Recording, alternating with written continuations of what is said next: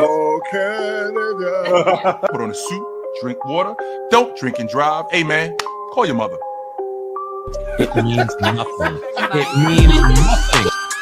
No, they lying to you. It's about the money. Now you're more fluent.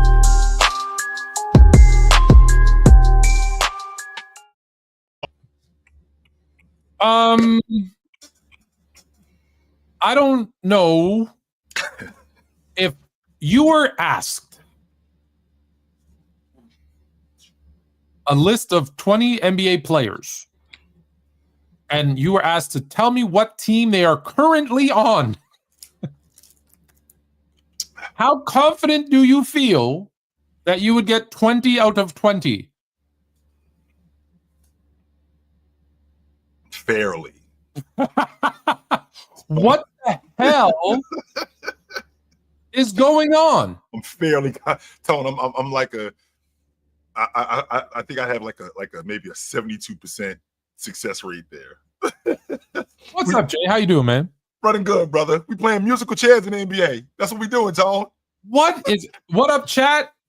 I feel like sometimes I don't give the chat enough love. So hello. Yes, I love the chat. I love everybody who watches and listens and comments the nonsense after the show is over. Wow. We playing musical chairs, Tone. That's what we doing. Okay, let's go. Okay, I'm gonna take this chair right here. I don't know where I'm gonna be when I take this chair, but I'm gonna take this chair right here. I have no idea what we're doing. All right, this offseason is wild. It's been the player who I said is never ever going to be on a different team. That's my own fault. Well, because every year Miles Turner's going somewhere else. Mm-hmm. For the past like almost 10 years since he got to Indiana, by the way. I feel like they were trading him when he was in high school. Yes. Don't forget, Tone, he was in the conversation when Gordon Hayward was in Boston in like 2019. Like he's him and Victor Oladipo for Hayward. That was a conversation. Oh, always. I feel like I remember they were trading Reggie Miller and Miles Turner for Scottie Pippen. Was a deal that I remember back in '94. Okay, so he's moved to Milwaukee. What the hell is Milwaukee doing? Now, see, Tone, I'm glad you brought that up. Okay, so, and the reason why I'm glad you brought that up, ladies and gentlemen, as you know, my co-host here, the consummate businessman, right? And he always tells me, he's told me this since I first met him. When you fail fast. Let's not screw around with this thing. 100%. Screwed it up. Let's just wash our hands with this, and let's just be done with it. Agreed. Okay, so they trade for Damian Lillard to show Giannis, okay, we are making some moves. We are serious about getting better. You know that I didn't like the fit. I mean, it's not that I didn't like the fit. I wasn't sure about the fit. I needed to see it. Okay, so over the last 2 years, we haven't even seen Giannis and Dame play together in the playoffs. Because don't forget, Tone, last year, Giannis was hurt. He didn't even play. And then this year, Dame gets hurt. So we didn't see them.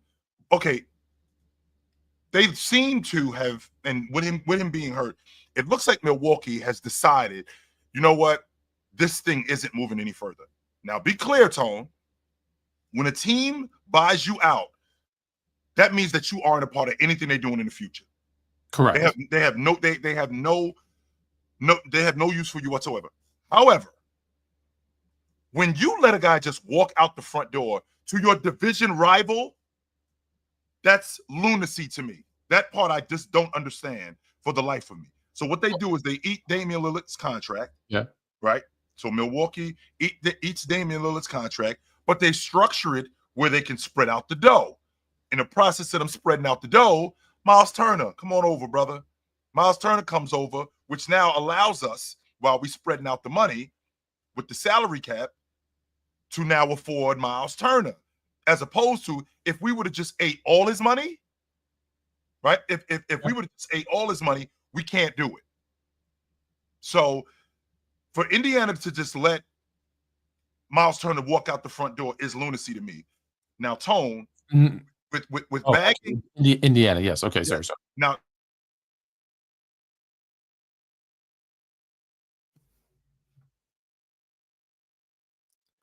oh, Oh, you were talking. Oh, Lecky, you were talking about Chill's audio. Was he breaking up? I did not hear him breaking up. No. So the last thing I heard before you froze was letting Miles Turner walk away For nothing is lunacy. Lunacy. That is nuts. Yeah. But with that being said, Tone, this Milwaukee Bucks team adding Miles Turner, they got better at that position. I think that Miles Turner, I'm not a huge Miles Turner fan, but I think with him at the 5, younger, can stretch the defense, can play in transition, more athletic. I think that they got better at that spot. And it's not a coincidence, Tone. Right, because let's pause there for a second. And for everybody in the chat, we're going to talk to you guys 100%. And yes, we're going to talk about the Lakers. We're going to talk about every team, but we based on the conversation, we ended up starting on the Bucks. So let's stick there for a second. So they let Brook Lopez go. Mm-hmm. And in their estimation, Miles Turner is going to be the guy whose responsibility would be what his was on that team, right? Extend the defense, right? Be a stretch 5, who we know that's kind of what he does, but they're going to need him to rebound. And they're going to need him to rebound because Brook. Oh, but was Brook? I'm trying to remember. Giannis is their rebounder. Yeah, Giannis and Bobby Portis are their rebounders. So Miles Turner is just a younger, and I would say more athletic version of Brook, because he was getting old, right? What was the big thing on him? Yeah, he's now shooting some threes and he's stretching the defense, but he's really slow of foot. Mm-hmm. So I agree. That is a good move. With that being said, Tone, there's a reason, and I said this earlier, I can separate the artist from the art. I'm not particularly in love with the kind of dude that Kevin Porter Jr. is, but I'll tell you one thing he is a baller. And when he finds himself on any unit, whether it's in Cleveland, whether it's with the Clippers, whether it's in Houston, he is playing, and he is playing immediately. So he gets on this Milwaukee Bucks team. It's not a coincidence that he's starting. That's not a coincidence at all. So I got him. Not only do I have him at the lead guard, I got Gary Trent at the 2. I got Kuzma, who, again, Milwaukee was trying to show, we are trying to make moves. They got younger at that spot. They got more athletic. I do think Middleton was better, but they got younger. They got more athletic. I'd like to see what Kuz looks like for an entire season with Milwaukee. Add in Giannis at the 4 and Miles Turner at the 5. Now, with adding this unit, Tone, and looking at this unit, you look at the landscape of the Eastern Conference. One, I got the best player in the Eastern Conference. That's number 1. If they keep him. So you believe these moves were made to keep Giannis there. I don't think he's going anywhere. And say, hey, look, we've built a unit around you for you to stay. Even though he's in San Francisco wearing a Warriors jersey, playing in the park with his kid, that's nonsense. That's nothing. Okay, so Tone, you just came down. Sure. We're just having a conversation about it. Yeah. Tone, you just came down here a couple of months ago to Miami for vacation. You just did that. Yes. People go to San Francisco to vacation all the time. That happens. But are they NBA players, and do they wear, like, if Giannis was in Miami wearing a Heat jersey, you don't think people would be talking? I didn't see him in a Warriors jersey. Maybe that got past me. I don't know. Maybe it was AI and it got me out. Maybe it was, because people the Bay Area is a beautiful place, and people go vacation there a lot. I used to live up in that area, so I know exactly what it is. With what they've done, and I want to be clear, Tone, I think that the days of the bomb squad is over. I think that the days of the James, Wade, and Bosh, the KD, Curry, I think those days are over. If I look at the landscape of the Eastern Conference, this Milwaukee Bucks team, are they awful? I don't think that they're awful. I think that they're a playoff team. And when I think about a playoff team, I think about a playoff team with the best player in the conference and with competent players. Kyle Kuzma was a starter on a championship team. Not only was Kyle Kuzma a starter on a championship team, Miles Turner is a starter on a team that was just in the NBA championship. Literally just in the NBA championship. KP, and not only that, they still have Bobby Portis coming back in the fold. AJ Green is still there. I don't think this team is awful, but I do understand that I do understand 100% that Giannis wants to win. And I think that we're going to give this a run. And the effort that Milwaukee is showing, I can get with that. Now, I can also appreciate how they feel about the way that I can also appreciate how Giannis feels about the way that they treated Dame. But in the words of my illustrious co-host here, this is business. This has nothing. business. This is nothing personal. What they did to Dame was actually better for Dame. Yeah, this is nothing personal. What they did for Dame was better for Dame, and it was better for the Bucks. Yes. Right. So you just mentioned some names: Gary Harris, Bobby Portis, Gary Trent Jr., Miles Turner. Well, guess what? Those signings, those extensions, those re-signings, that Miles Turner signing, none of that happens at 54 and 58 million for Damian Lillard, who's not going to play next season, regardless of anything. He's not going to play next season. So that 54 and 58 million is lost money. So by waiving him, again, a guy who didn't want to be there in the first place. Let's be clear. Tone, please don't leave that part out. That's very important to mention that. Didn't want to be there in the first place. Now, did it not work out because of injuries? Did it not work out because of coaching? Did it not work out because of surrounding pieces? Could be all or none of those things. I think it's all of those things. Mm-hmm. So it didn't work out. He, like you said, Giannis was injured. He was injured. He's now going to miss a year at $54 million. So your best player, who, like you said, is now going to be, it doesn't matter who was healthy, is the best player in the East. I think he's the best player. Is all rumored to be leaving. He might be behind closed doors saying, guys, like we brought in Dame, we lost all these other guys, and now it's me.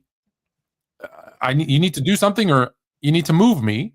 They do what's best for their business. They said, let's take those 2 years. We're going to extend them over 5. And let's be clear, that 22.5 per year over the next 5 years, it is a cap hit, but it's a $22.5 million cap hit versus a $54 and $58 million cap hit, which would have killed them over the next 2 years. Yes, they would have been better year 3. We're in the second apron, just so you know, guys, with that money on the books. Now, that comes from below the salary cap, which allows them to sign Miles Turner, I believe Gary Harris, and then re-sign and do these other, and Gary Trent, I believe, if he's re-signed or is either going to be re-signed or he is re-signed. Yes. That gave them the flexibility to do all those things. Now, is this team good enough to win the East? Well, this is a very, very weak East right now. Indiana just lost their starting point guard and their starting center. Right. So they're, and they were just in the NBA Finals. So do you feel confident about beating them? You know, a Siakam, basically best player, who's going to fit in at the, like, they were flirting with, I won't say the name yet. I'm going to save it because he just signed with my boys. We're going to save that for a little bit later when we talk about the West. So, but they don't know. You've got the Celtics, who clearly, without Tatum, it blew up. They blew it up, Tone. The whole thing's over. Drew Holiday gone. KP gone. As the Pacers are losing two fifths. For those of you doing math at home, that's 40% of their starting lineup. Yep. Boston just lost 60%. Because they lost Porzingis, they lost Holiday, and Tatum's injured. So they're not, look, could they be good? Yeah, probably not, right? They're not. So the top 2 teams, Boston and Indiana, gone. New York, we hear, is going to hire a coach that's been being recycled from a couple other situations where, guess what? He never won. Okay. So don't leave out. Stay right there, Tone. Okay, so now, how do you feel about Brunson as a defender? Worse, better than I feel about Dame, but not much better.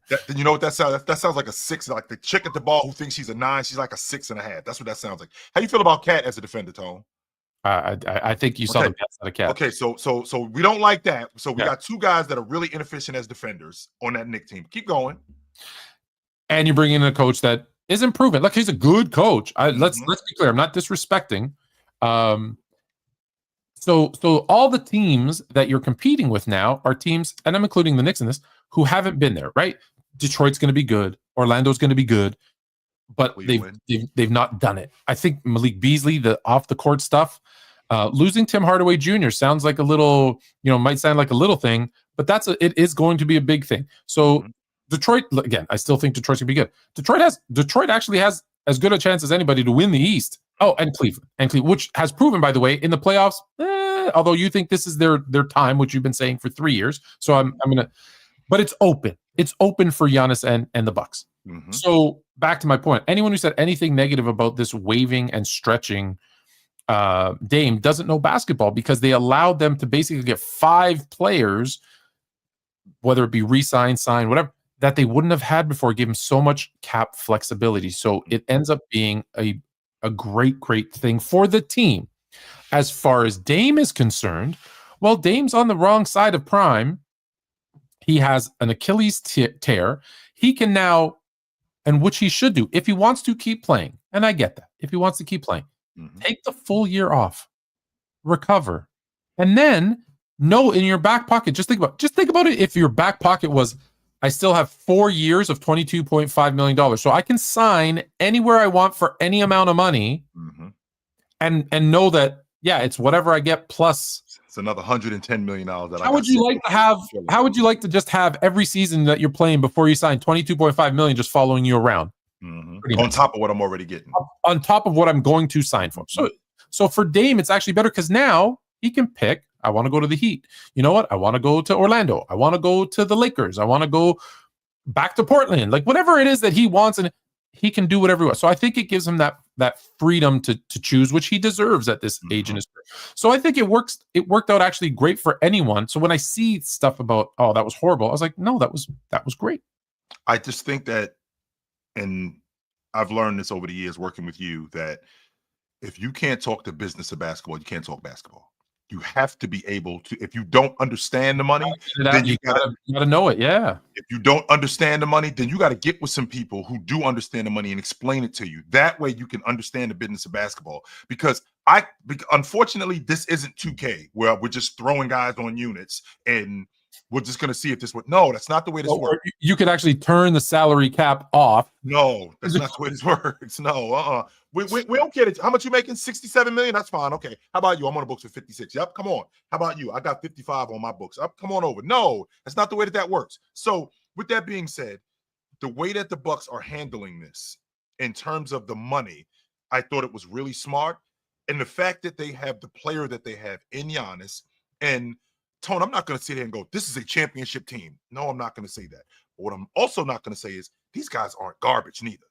They are not. And I think that this is something that could be good if we let it be good instead of, yo, we got to get Giannis Wemby and we got to put Giannis with De'Aaron Fox. Well, wait a minute.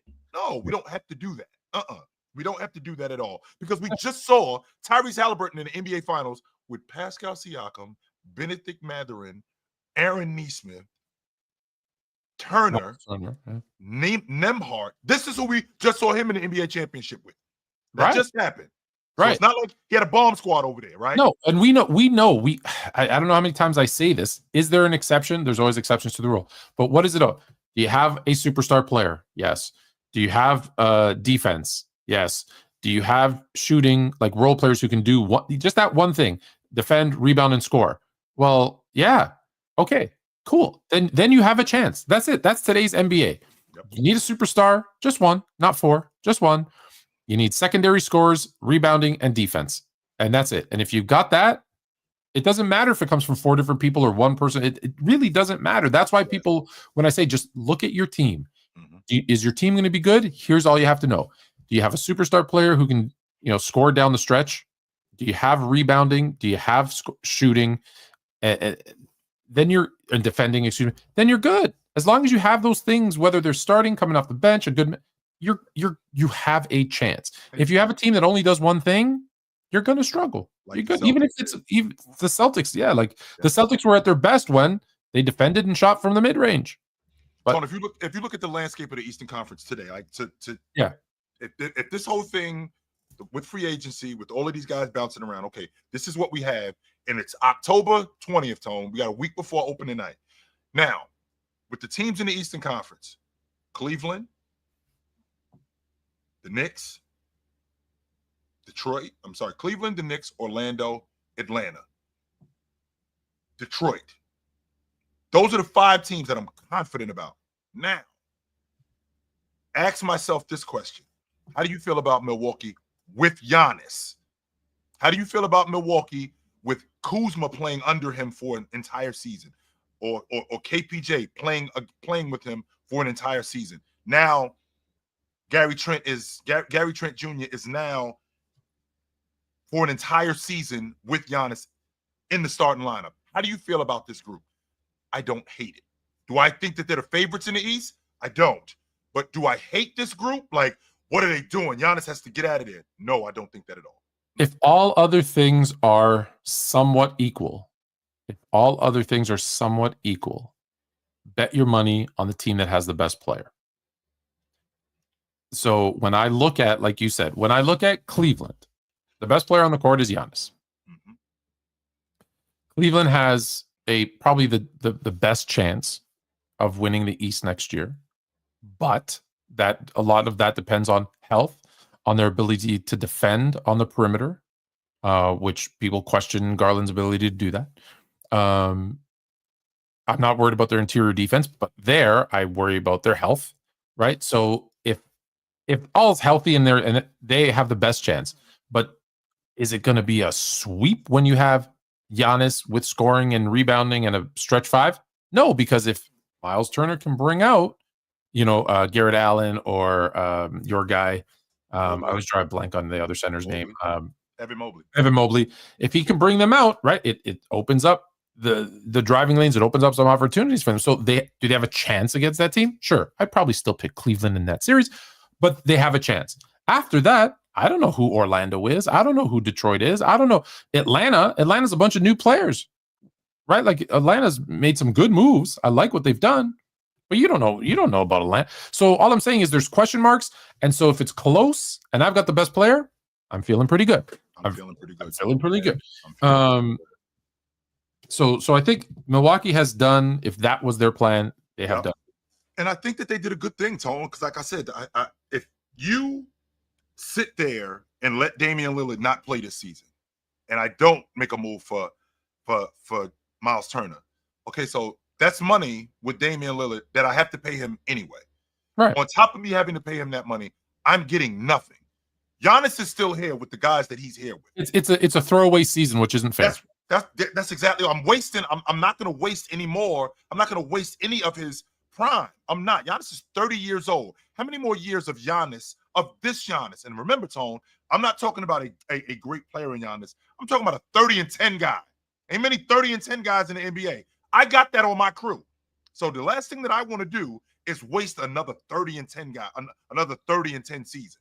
Hell no, I don't want to do that. So if I can get Miles Turner and spread this money out with Damian Lillard and he agrees to it, I'm absolutely doing that. 100% I'm doing that. So there's about 100 signings. So what I want to do is maybe just jump around a little bit. And then what I'm going to do is just read through them. We'll do like a speed round of signings where I'll skip some of them. Mm-hmm. But let's go to the one that, just happened, I guess, or the most recent one. So Portland buys out, I guess, or waives, whatever, DeAndre Ayton. And rumored he's going to sign with the Lakers. He's signing with the Lakers. They finally get a center. And I'm going to tell you the first reaction I had was Dwight Howard to the Lakers. Oh, my God. And Ayton is nowhere near as good a player as Dwight Howard. That's not what I'm saying. But just what the outcome of this is going to be, right? Ayton was that a meme that he didn't go to a game because of bad weather? No, that wasn't a meme. He couldn't get there because there was ice on the ground. Yes, he couldn't get to the game. Like, I'm just really, really nervous. If my starting center is DeAndre Ayton, who I've told you how I feel about him, who is going to let you down when you need him because you see how talented he is and you're like, cool. But here's the thing. Here's the thing that I'm thinking about, Tone. So last season, if I remember correctly, we had Luka at the 1, Austin Reeves at the 2, DFS at the 3, Rui at the 4, and James at the 5. We're not beating nobody with that 5, Tone. With James at the 5, we're right. Not. We don't. We have to do something. All right. So what's priority number 1 in the offseason? I know a lot of you want to talk about the fact that James is opting into his contract. That has nothing to do with the organization. That contract was already on the table. That money was already there. It was just a matter of him opting into it. Now, well, what could Tone? What could they have done at that point? Could they have talked him out of it? He wasn't going to leave that money on the table. That $53 million. He wasn't doing that. That wasn't going to happen. So with that, so with that being But said, if he opts out, yeah, now they have to have a side deal. But if he opts out because he's their free agent, yep, and they can re-sign him to anything because they have like there's the bird rights, right? sure. They'd have flexibility to do other things and then re-sign him. Now, do they want to go that much over the cap? For him at that point, probably not. Probably, maybe not. Especially like I don't know. Genie now has $10 billion to play with, but I think for me, let's pause for a second and talk about the James thing. Yep. I think it's him opting in and then his reps saying, if the Lakers aren't a competitive team, they should look, I'm paraphrasing, they should trade him. Which I don't believe any of that, by the way. I don't believe any of that is true. But as you were saying, so you don't believe Rich Paul said that? No, I don't believe he said that. I didn't hear him say that. I don't believe it at all. Nope. So that's just a lie. I don't believe it at all. No. Okay. If you don't believe it and it's not true, then it's fine. What this is where I'm at with it. Okay. So they did need to get a center. Actually, they probably need two, but okay. Well, here's the thing, Tone. Okay. If I'm not mistaken, isn't Jackson Hayes still on the roster?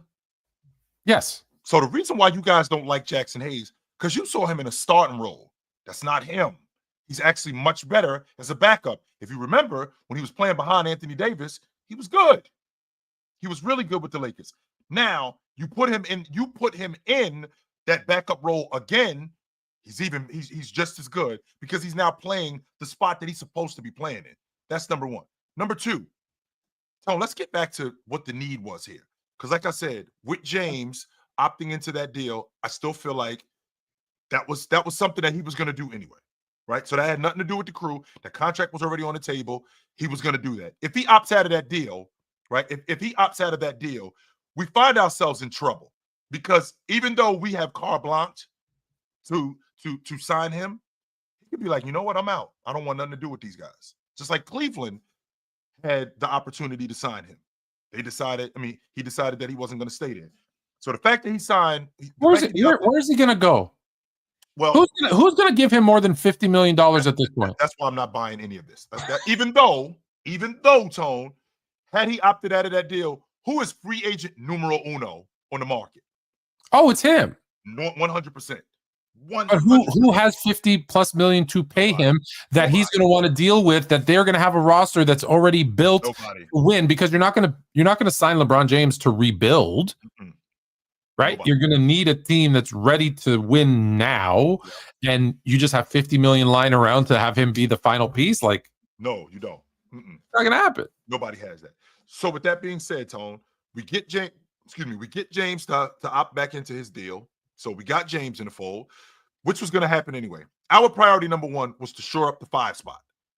Portland gave us a gift when they ate DeAndre Ayton's contract. They actually gave the NBA a gift. And it just so happens that we got lucky enough with doing our homework and working as hard as we did.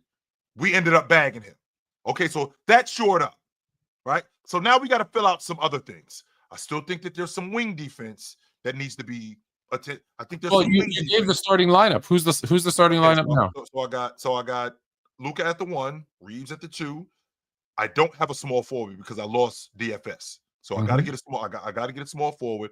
I got Rui at the 4. Even though I've always liked Rui at the 3. I've always liked Rui at the 3. So put Rui at the 3. In fact, I want to put Rui at the 3. Okay. We got to show up the 4 spot. Well, that's James, no? So I got James at the 4. And I got DeAndre Ayton at the 5. So now I got somebody to protect the rim. I got somebody to rebound. DeAndre Ayton is a top 10 rebounder in the league. So he will rebound. DeAndre Ayton is not just the top 10 rebounder in the league. DeAndre Ayton will protect the rim on some level. The effort is what's the biggest problem. But he's never been in this situation before. Playing with a guy like Luka, playing with a guy like James, being in this spot. He signed a 2-year deal for $16 million, and I think it's a team op after the 1 year. If I'm not mistaken, I think it's a team op after 1 year, which means that he's playing for another contract. I would not be surprised to see a great season out of DeAndre Ayton because he's already made it clear to you guys what he's here for. He told you that on draft night when they asked him what the goal is. And he said to get to my second contract. Well, he got to a second contract. Well, how about getting to my third contract? So he's already done that. So we still have to shore up, right? We still have to shore up the small forward spot in terms of backups. We still got to get some wing defense because that's going to be a problem. Now, where is that? Is that already on my unit? Or is that somewhere in what's called the scrap heap of what's left in free agency? Because we don't have to do this, by the way, Tone. We don't have to do this today. You know, I understand, but just let me ask you about your starting lineup, which I agree is probably going to be their starting lineup. Luka can't defend. Nope. Reeves can't defend. Nope. Would you call Rui an elite defender? Not elite, no. Is LeBron at, how old is he now? 49? 52. He just turned 52. 53? Is he going to be an elite defender night in, night out? No. I know in stretches and in time. Don't get me wrong. He did a very good job at the 5 last year when he needed to. Okay. Is Ayton your... He's the best they got, Tone. Is your elite rim protecting defender? Not only is he the best they got, he's an upgrade from what they had last year. He's an upgraded. I didn't ask if it's an upgrade from nobody last year. I'm asking, is it an elite defender? No, he's not an elite defender. Well, who are they going to stop in the West? Well, that's the thing. Okay, I got Luka. In addition to having Luka, I got Reeves. We're going to play fast.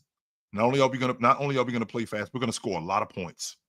In most situations, there's 1 or 2 guys that the other team has to hunt out to attack with offensively, to attack on defense because they're a weakness. You literally can attack all 5 guys. Yes, because we don't have anybody. We don't have anybody to protect them, and we all know that Luka is the guy that we bring it into the action. We all know that. We know that Austin Reeves is the guy that we're going to bring into the action. Are we going to bring James into the action? We're going to try to do that, but James is good enough where he can protect himself on some level. DeAndre Ayton is also good enough where he can protect himself on some level. No, Tone. The other 3? Yes. There's your problem. And he's not Anthony Davis. No, he's not Anthony Davis. He's not Rudy Gobert. No, I'm not saying that. But what I am saying is that this team, even though they're not going to be able to defend like the Dallas Mavericks, I think, who are going to be great on defense, or Oklahoma City, or even Houston, they're not going to be able to defend like that. But I think that because you got a guy in Luka who's so good offensively, who's so good at doing the things that he does, he affects the game on so many levels offensively. I think that we could supplement that. But we do at some point got to play some defense. Can you give me a team that put together a bunch of offense with limited to no defense that was successful in the playoffs? Yeah, the Phoenix Suns. They just didn't win the NBA championship. So no, I can't. Okay, right. So are they better? To expand on your question, better than OKC today. To expand on your question, successful in the playoffs by winning the NBA championship, making the NBA champion. No, we have making the final. Because right now, let's be honest. I get it. That's a lot of this is narrative and whatever. But right now, today, you have Luka Doncic and LeBron James on your team, and you don't make the NBA final. Will the majority of people say that was a successful season? It was a failed season. It's championship or bust. Whether that's true or not, fair or not, that's going to happen. 100%. 100%. Not only is that going to happen, this team isn't put together with James on it. This team isn't put together to make the playoffs. No, we already did that last year. This team is put together to try to win the NBA, to compete for the NBA championship. And they think that with a guy like DeAndre Ayton in the middle, they think that they have a better chance. And what we're asking Luka is, and you're going to bite my head off of this, Tone, we're asking Luka to compete more on defense. That's what we're doing. I'm not going to bite your head off. I just know it's not going to happen. We're asking Austin Reeves to compete more on defense. I'm not asking you. Let me just go through some things. Just quick, because we got a lot to talk about, and I know the chat wants to jump in too. Because apparently, Go James King already knows that LeBron's getting traded and where. So we got to make sure we have enough time to send the link before the show's over. But hold on. Are they better than the defending champs OKC? No. Are they better than the Rockets now with KD and DFS?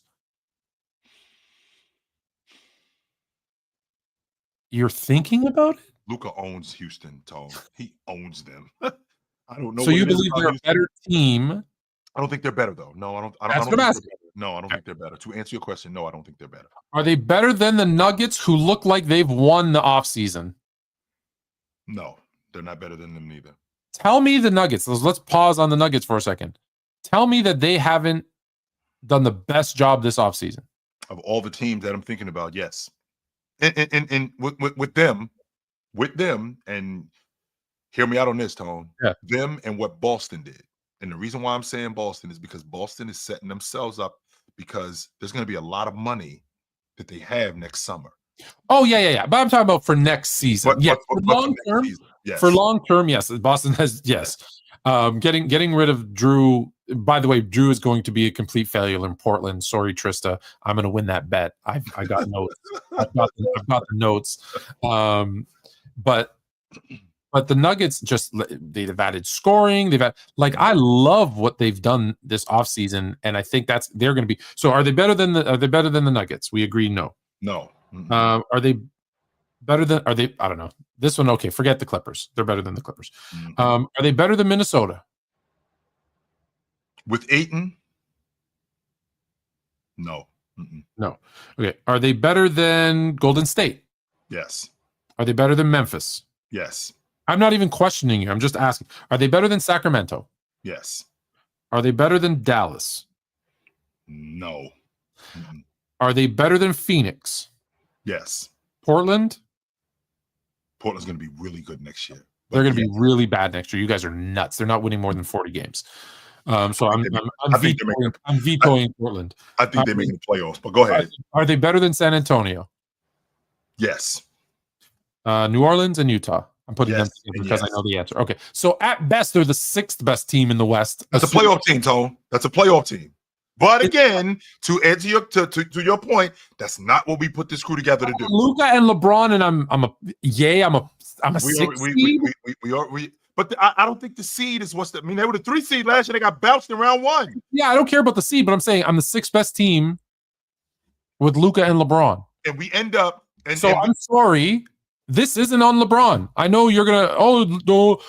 Fluent, unfluent. You put the title on because you hate LeBron. LeBron James. This isn't on LeBron. This is on Rob Pelinka. He has built a shitty roster around him, and I'm gonna send Rob this message. Are you ready?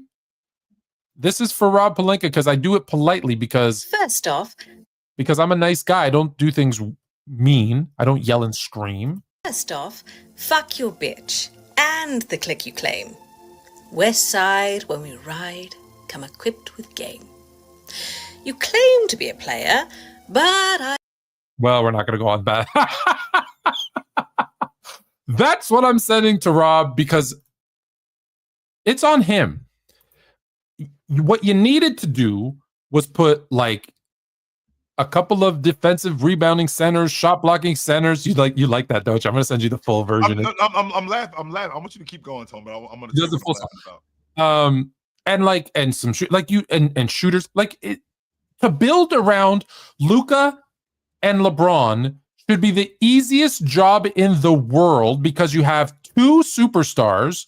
One who, pounds the ball and dribbles a little too much in Luka, but who are great passers. A 40-year-old superstar who loves to facilitate. Yep. What the hell are you doing? It should be so, and who aren't. One isn't very good at defense. The other is just older and just, does it in spurts.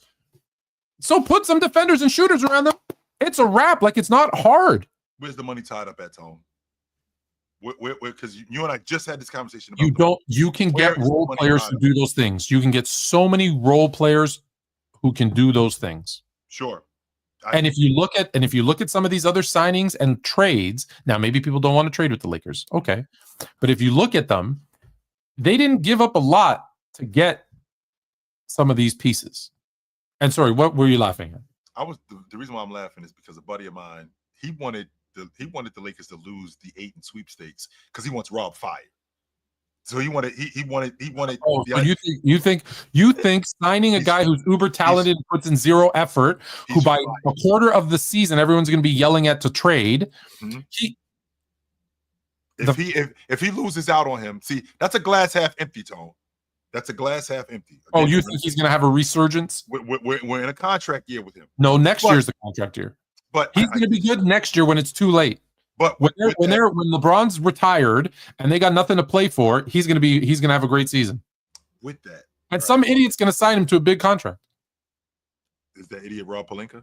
Of course it is. Rob Pelinka reminds me of the Toronto Raptors. Let me go back to the East for a sec, and we're going to get to all the signings in a rapid fire in a sec.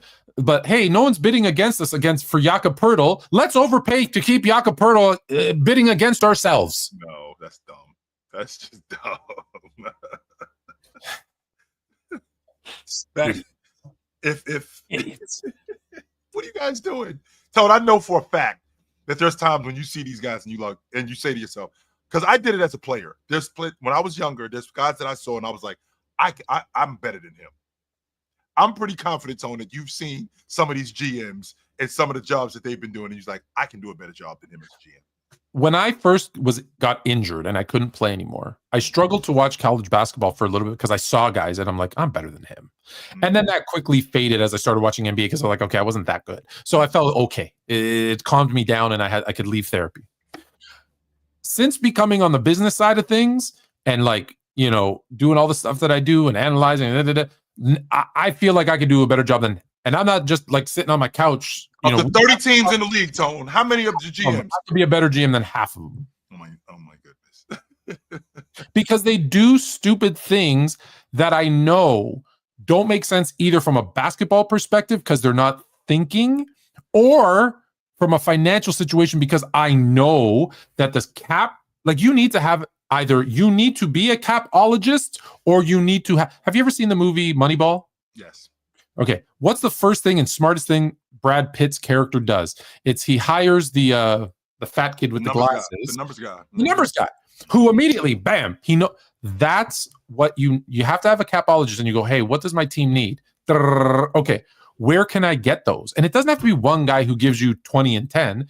It might be these 3 guys are going to give you 48 minutes and they're collectively going to give you 23, 10, and this efficiency and da-da-da. That's how you build the role players. If you have the superstar and the damn Lakers have 2, the rest is easy. Than most other jobs. That's all I'm saying. And let me calm down a little. Okay. What do we have? Okay. Listen, the headline of the show. Do we want to go to the trades? Let's do that. Let's do that. Sure. And then we're gonna rapid fire. We're gonna rapid fire the free agents. Okay. Mm-hmm. So the headline of the episode today is LeBron traded! ! Question mark. It's a question, guys, who are saying I'm lying. I didn't lie. It's a question mark. Mm-hmm. Here's some of the trades, and I want you to pick your favorite one. So we got, let me take the banner off so you can read it. Mm-hmm. We've got LeBron James to the Knicks for OG Anunoby, Mitchell Robinson, and then whatever salary fillers are required. Nope. Thank you. Just I don't know, not. No, thank you. As a Laker or as a Knick? As a Laker, no, thank you. Really? No, I'm not. I'm not doing that. All right. LeBron to rejoin AD in Dallas. And they'll get back Daniel Gafford, PJ Washington, Marshall Martin, an unprotected 2025 first round pick. First of all, Dallas isn't doing that. And number 2, no. We're not doing that neither. That one's more because Dallas is not doing it. Dallas isn't doing that neither. So okay. Yeah. The Golden State Warriors. They've been wanting to put LeBron and Curry and Draymond together for years. So the Lakers get Jimmy Butler and Quinton Post for LeBron James. This is me hanging up on you, Tone. That's me hanging up on you if you're the Golden State Warriors. Yes. Click. We're done. Nope. I'm good. Not happening. You like that trade?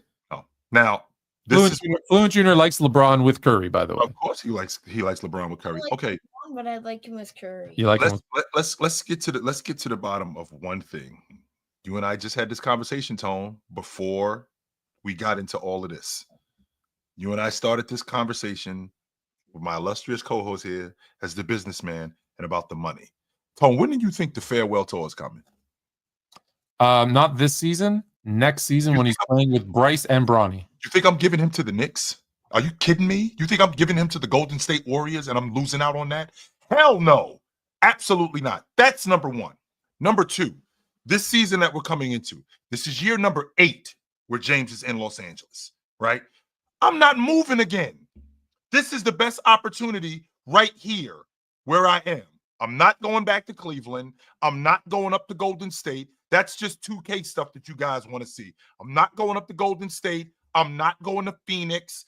I'm not going to any of these crews. I'm staying right here in Los Angeles. This is where I've been. This is where I'm going to retire. This is where I have the best opportunity to win. Let's make sure we're clear, Tone. The Los Angeles Lakers just traded for Luka. Not only did they trade for Luka, as the future to take over for LeBron. 100% they do. Not only did they trade for Luka, but they did sign a big man that's competent.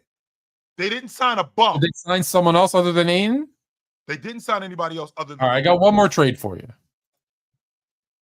LeBron back to Cleveland for Darius Garland, Jared Allen, and DeAndre Hunter. Are we getting a third team involved in this? And a third team, which I knew you'd like. That's why I saved it for the end.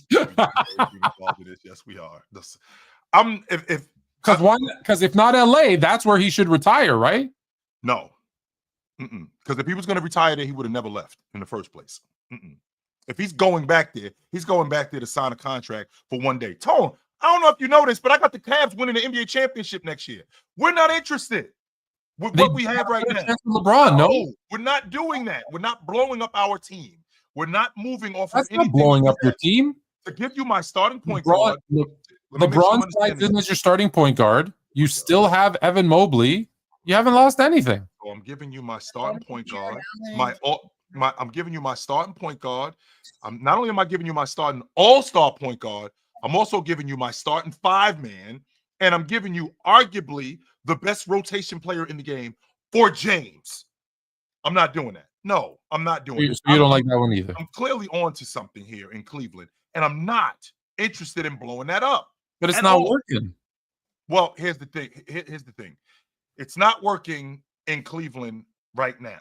Tone, you said that for 3 years I've been telling you that. No, what I've been telling you. No. For 3 years you've been telling me that this is their year. Right, and this is like 2 years ago you said it's 2 years. Last year you said it's next year. So this is the year that you've been saying for 3 years is going to be Cleveland's time. Yes, and I think that this year it's their turn this season coming in. I do believe that. Now, with that being said, James in Los Angeles, from a monetary standpoint, this doesn't make any sense to move off of this. That's number one. Number two, from a basketball standpoint, I'm playing with Luka. And with playing with Luka, I have an opportunity to win. Because don't forget, we got Luka in the middle of the season, and he wasn't able to be what he was. I've seen Luka in this offseason. He looks like he's in great shape. He looks like he's getting in better shape. That's going to really help us. In addition to that, we sign a competent big in DeAndre Ayton. No, he ain't Dwight Howard. No, he's not Anthony Davis. But I tell you what he can do. He will rebound. He will knock down the mid-range. He's going to be really good with James in that pick and pop and pick and dive. And on top of that, he's playing for a contract. That's what he's playing for right now. So him being in this particular space, they are doing something. Now, is this a championship level team? I'm not going to go that far, Tone. No, I'm not going to go that far. Well, let me pause you for a second because we have a super chat and senior citizen support. That must be for us. I feel like, is that a picture of you? I don't know. Is it? I don't know. It looks like it is. That's gonna be the new shirt that I make. Senior citizen support. I kind of actually really like that. It's throwing me off because I really like that. I didn't know that. That does look like me. Is this something you want to tell us? I I don't know where this came from, to be honest with you. I have no idea.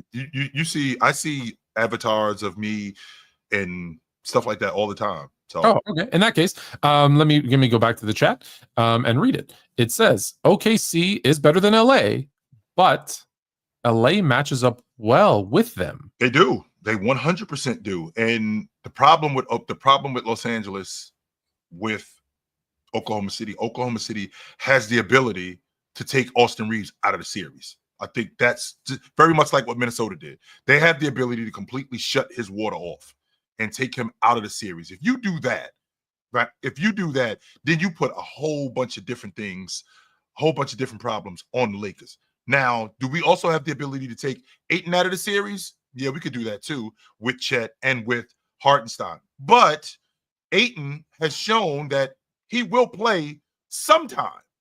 But I will say this in terms of the matchup. To your point, this is the team that works well because the biggest weakness on the Lakers is their defense. But we've already established the biggest weakness, if you can call that, of the NBA champions is their offense, right? Their offense sometimes is easier to defend than some of the other, great teams in the league. So maybe it is which I think it could possibly change over the course of next season. But if it doesn't, to your point, this Oklahoma City team, when I watch SGA standing around a lot, that offense, it's easy to defend people not moving. Yes, it's not as difficult. All right, let me rephrase. It's easier. It's easier to defend people not standing because he's still he's going to drop 30 on you, so it's not easy to guard him, but it is easier when they're not moving. Speaking of t-shirts and merch, I guess we should kind of plug our stuff every once in a while. So if you can't see from the sidelines of our football show, this I created just for you, Jay. No idea how good Tim Duncan was. You got your Fluent shirts. You got your silence. That's what most of the people should be doing, even though they're talking. Hey, one gorilla versus 100 men. That's our show. NBA Max has its own shirts. Our Wrestling Unleashed podcast has a whole lineup of hats and shirts. There's all these different colors, by the way. Esports Meta has its own. These are all the shows that are, by the way, on SportsFluent. All American Hoops. That's our best sellers, by the way, is All American Hoops because they're kind of fire. Hoopstorians. I'll get to their shirts in a second, but this is my favorite right here. Do you know why this is my favorite? Can you tell what this means? Yes, that Wilt didn't score 100. Notice that Wilt did not. Yes, it's Wilt with the crossed out 100 because he did not score 100. Those are going to be popular. Like I said, the Hoopstorians. This one's too from We Got Next. Eat, Sleep, Basketball, Repeat. And then, of course, you got the do I have two of those, or is that a hoodie? Oh, that was a hoodie and then a t-shirt. My bad. Of course, the classic Fluent and Chill. And people are going to like these. There's hoodies and t-shirts of Goat Kobe. See, I was fair. Goat Kobe, Goat LeBron, Goat Jordan. So we got all of them covered for you. Nice. So check out fluent.printify.me and grab some merch. Absolutely. So just to wrap up the LeBron James thing, would you trade him? Do you think he's getting okay? Is there a team that could trade for him? Kind of yes or no. I think there's a number of different teams that could trade for him. The Warriors could trade for him. They could try to put a package together. The Cavs could trade for him. The Knicks could trade for him. There's a number of different teams that could trade for him. If the Lakers are smart, they're not trading James. They're not. I understand that there's new ownership, and I understand that they want to usher in a new era in Los Angeles.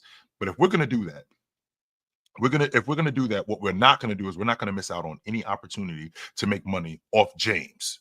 We're not going to do that. And we're not going to give the Warriors or the Cavs or the Knicks or any of them an opportunity to host a farewell tour when he decides in whatever season, whether it's this season or next season, when he says, yo, this is my last year. I'm retiring after this year. What the farewell tour is going to look like, what playoff tickets is. This is the last time I'm going to have an opportunity to see LeBron James ever again play in the NBA. Yeah, no. There's no way that the Lakers are smart enough that there's no way that they're going to miss out on that. Now, I will tell you this, Tone. We do need to get some absolutes. Like, okay, how much longer do we have with you? I think that we have to sit down and have a conversation about that. That's where I'm kind of like, no, I should dictate to you. That's why this contract is odd, because typically what he does with this is he opts out and they give him a 1-and-1. right? They give him a year with a player option. And they didn't do that, which makes me nervous that this is the last year. And then there's that last year to go somewhere else. And I've told you this for years. I've told you he's going to play the 2025-26 season, which is this season. And then the 26-27 is going to be very well known that that's my last season, so that everyone can buy me a rocking chair and get me like a cane and a walker and, gifts in every arena, so that we can make the, hey, make sure he makes all NBA, all defense, all-star, starter, retire the number 23, do all the stuff that he wants to help his legacy, and play with both his sons. Man, because then he walks off to the sunset and, like I said, buys the Las Vegas team with Genie, and they all live happily ever after. So let's move on from LeBron interesting to a player, but really we're not talking about the player here. The Jazz, aka Danny, reportedly want 2 first-round picks and a young player in exchange for Walker Kessler. That is per our friend, been on the show. Actually, we should invite him back. Lakers reporter Jovan Boa.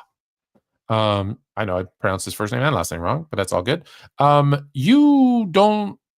Is this too much? Do you feel it's not enough? Tone, I'm so sick of Danny Ainge. I wish I could say that I'm just sick of him. I'm tired of Danny Ainge and his antics. I'm tired of him dangling guys and nope, he's available and then he's not available. Yep, he's available and then he's not available.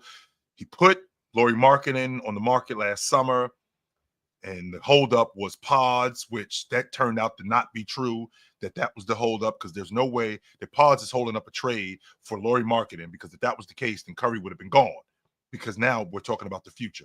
And on top of that, Curry wouldn't have been gone because the same thing that they're doing in Los Angeles with James, they're doing the same thing with Curry. They're not going to miss out on the farewell tour, right? So the Pods did not hold up that trade. Now, who is Walker Kessler exactly? Walker Kessler was a project coming into the league. He was a big who could defend, who looked pretty phenomenal as a defender. There was whispers that he could possibly be the next Rudy Gobert. He could be that good as a defender. Well, it hasn't really turned out like that because they don't really have an idea of what exactly they're doing. This is classic Danny Ainge, overvaluing a guy, and because people have listened to him so many different times where he's overvalued a guy only to find out that he's tricking you into buying something that it's not worth that. And that's all Danny Ainge is doing. And I've said this to Mars, and I'm saying it to you, Tone, as Danny Ainge. Tone, hand me the kid. Give me the kid, Tone. Stop playing around. Just give me the kid and be serious. What do you want for him? I want 2 1s in an all-star caliber player. It did say all-star. It said young player. Okay, young. And I'm pretty sure this young player isn't just a good player. No, this young player is probably is a guy that's substantial. Okay, hold on. Let me ask you a question then. We just finished talking about the Lakers. Yep. So you're telling me the Lakers shouldn't part with 2 1s and Dalton Connect for Kessler? Would they do that though? I mean, first of all, do we? That checks all the boxes. Okay, so these first round picks, where do we? Here's a legit look. Like you said, maybe he hasn't panned out to be the guy that you thought the next Rudy Gobert, but he's a legit 7-foot center in this league that can play, that can start, that can help a team. 100% he is, Tone. Now the question that I have is those first round picks, which I really don't care about, right? Those first round picks that I really don't care about. Can I pause you and ask for a question there for a sec? Because I just want to get the picks out of the way, and I know you're saying you don't care about, but I just want to put it in perspective. Mikal Bridges got 5 firsts, 5 1s. Desmond Bane got 4. Walker Kessler's not worth 2. Is he worth 2? Is he worth 2 1s? Now think about the bar. You have to look at the precedent. If right. Bridges is worth 5 and Bane is worth 4, all of those guys are ahead of him. All of those guys. He's worth 2. If he's worth 2, Tone. Okay, if he's worth 2 picks, and if I'm the Lakers, because it depends on who you're dealing with. If I'm the Lakers, I don't really care about those picks in 2 years because I'm going to have Luka in the fold. I'm going to have DeAndre Ayton in the fold, and we're going to be good. So the 24th pick in the 2020, in the 2029, or the 2031 NBA draft, I'm not really concerned with that too much, right? But if I'm Charlotte, or if I'm Washington, or if I'm a team that's less than a lower team's not going to do it. Sure. I'm not interested in that. Okay, so if that's the deal, Tone, stop playing around and give me the kid. Just give me the kid already, because I've heard this with Danny Ainge so many different times. Danny Ainge wants a first for Walker Kessler. Now he wants 2 first-round picks for Walker Kessler. Now he wants a young player for Walker Kessler. Do you want dinner too? Do you want my wife too? Do you want an extra bedroom in my house too? Which one is it, Tone? Which one is it? I'm open to almost all except for the wife thing. I'm almost all open to all of them if it'll bring me a championship. Give me the kid, Tone. Stop playing and just give me the kid. If you want to deal a kid, give me the kid. I'll take if I'm the Lakers, right? This is the most real thing anyone has ever said in the chat. Connect is purely on the squad to be traded. That's it. That's it. That's why Connect is there. Sorry, guys. That's why he's on this team right now. That may be true. Huh? That may be true. You always have to have guys who trade guys. He's the guy that if you're trading Austin Reeves, he's the guy you throw in. That's what listen. We know that they would trade him for Mark Williams. Yeah, they made that trade, right? So you know. Mm-hmm. That deal was done. It was 100% going to happen. Mm-hmm. Sorry, I had. Of course. Of course. I don't blame you. If it meant winning the NBA championship, there's not a lot of guys who wouldn't hand over their wife for an NBA. I heard Mark Aguirre say that he would give his right arm or right leg for an NBA championship. Yeah. So. Oh, speaking of that, didn't our one-armed player get signed to a 2-way contract? You said no one would ever sign him. That's what you said. I told you. They thought it was the 90s where you only needed one hand. Oh, beautiful. All right, so let's go. Here we go. Speed round. Here we go. Speed round. You ready? Let's do it. That's my favorite one, Tone. That one that's a lie. Hey,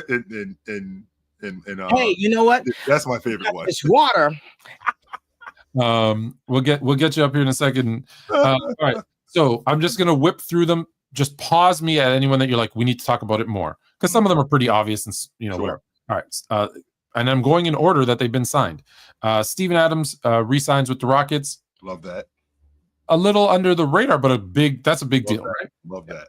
Mm-hmm. Kyrie Irving re-signs with the Mavs. Love that. I know a lot of people, it's not the same situation here, guys, but a lot of people are like, oh, Kyrie torn ACL and he gets a contract extension, Dame gets waived, is different. But obviously, when do you think he's going to be back? Around the All-Star break. Oh, okay. Yeah, around the All-Star break, I think. Or right after the All-Star break. That's when I think that the chatter will get louder in terms of his availability, in terms of a start date. We might hear some stuff in like the middle of January, late January, but I don't think that it's All-Star break, and then let's make our run to the playoffs. Yes, right? Yes, the last 27 games of the season. Mm-hmm. Fred VanVleet resigns with the Rockets, so that's all part of that. At $25 million for the next 2 years, because they overpaid for him because they needed a point guard, and it worked. Yeah, they overpaid for him originally, and it got them to it, and now it worked. This is a more, I can't believe I'm saying this, but $25 million is kind of a team-friendly deal now. Yes, it is. Because the salary cap went up 10%, so it's good. Naz Reid, which a lot of teams had their eye on, he's staying 5 years, $125 million.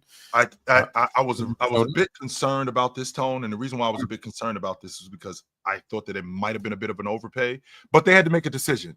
So they had already signed, and I know we're gonna get to this, but they had already signed Julius Randle, so they had to make a decision, and they had to pick between the two of Naz Reid and Alexander Walker, and they chose Naz Reid. Great long ball shooter, dirty work guy. I think he gives you a lot of value. He's probably the best backup big in the NBA, right? Yes, I don't hate that. I don't hate that at all. Justin Edwards, Sixers. Nothing. He can play, Tone. That's a good sign.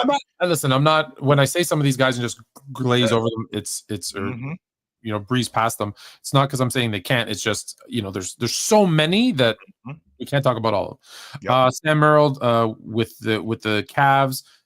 He's another one. He's another one, very much like what's going on with Nas Reed. They had to make a choice between him, and they chose the specialist. Yeah, comes off the bench, knock down some threes. Like that's what you need. Yep. Why is your clickbait so thirsty? My clickbait. How is LeBron traded ? Lakers shakeup, which is something we discussed, and NBA free agent frenzy clickbait. I'd love to know how that is a can you explain that to me, Jay? How is that a clickbait? Well, let's just say for the sake of argument, it is. You here, so it obviously worked. Well, but it's It's not, but it obviously worked. Even if that was the plan, it worked because you here. So and you know what's funny, because we did talk about it, but it does remind me about a year and a half ago, maybe a year ago. I remember it was Shaquille O'Neal joins Fluent Chill, and everybody was like, "Oh, it's clickbait. It's was it clickbait?" Only to find out that he is. Only to find out. Yes, they are. They only hating because they loving. Next up, Davion Mitchell re-signs with the Heat. He was traded by the Raptors, which last year, kind of at the trade deadline. I like him. I don't know why. Like, it just seems like I've always liked Davion Mitchell. I was a big Davion Mitchell fan when he was coming out of college. He gave me Drew Holiday, Joe Dumars vibes. I didn't realize that he was as small as he is. I didn't realize that he was as small as he is, but I think he's the consummate backup lead guard. I think he's going to help. I definitely think he's going to help Miami. But this guy that they got in the draft, I think he's their lead guard of the future. Jalen Williams resigns the wrong J-Dub. Resigns or contract extension, I should say, with the Thunder. This is one that I forgot to mention, and I think it's another one of the big reasons why they waived and stretched Damian Lillard. They re-signed Bobby Portis. Yes, one of the best, if not the best, over the last few years. Probably one of the best six men in the league. He wanted to be there too, Tone. Don't leave that part out. They wanted them there. Yeah. He's productive. He's useful. Love it. And that wouldn't maybe not have. They would have had to made some of these really tough decisions to let some of these guys go if they don't do this to Dame. So, Jabari Smith, Rockets signed a contract extension. Love this. There's again. I think the Rockets have really changing my mind, because I said when they traded for let me go back. Last season, I said they're going to do something like trade for KD. And I said if they give up too much, they're going to ruin their chemistry and tank. Then they did it. And I thought, I don't like how this is going to look. But then I've started to see the other pieces that they've done now. And I'm like, now they're putting a team together, because re-signing these guys to their extensions, bringing in Dorius Finney-Smith, who's not going to be expected to do a lot. He's their DN3 guy. He 100%. Yeah, they're kind of winning me over a little bit with the other moves, because I was like, so we'll see how still for the record. I'm still not sold. Just so you guys know, for the record, they're gonna throw a monkey, because what they're doing is they got Tone on the hook. They're gonna throw a monkey wrench in this, and they're gonna get Tone right back off the hook, because they're gonna extend KD for 2 more years at 122 million. Oh, then I'm out. Then he's gonna be right out. Then I'm out. I'm done. Speaking of being out, though, just so you know, just last quick little thing on the Bucks thing. The only way that this backfires is if they did all this stuff and they end up, and it is to trade Giannis to go young, because then the Trailblazers are going to get those first round picks that were traded in that Damian, and they're going to be good picks if Giannis goes and they're like, let's rebuild. So they better be keeping Giannis, or the winners in all of this ends up being Portland. James Harden re-signs with the Clippers. This one, is it thank you money? Does he have naked pictures of the owner?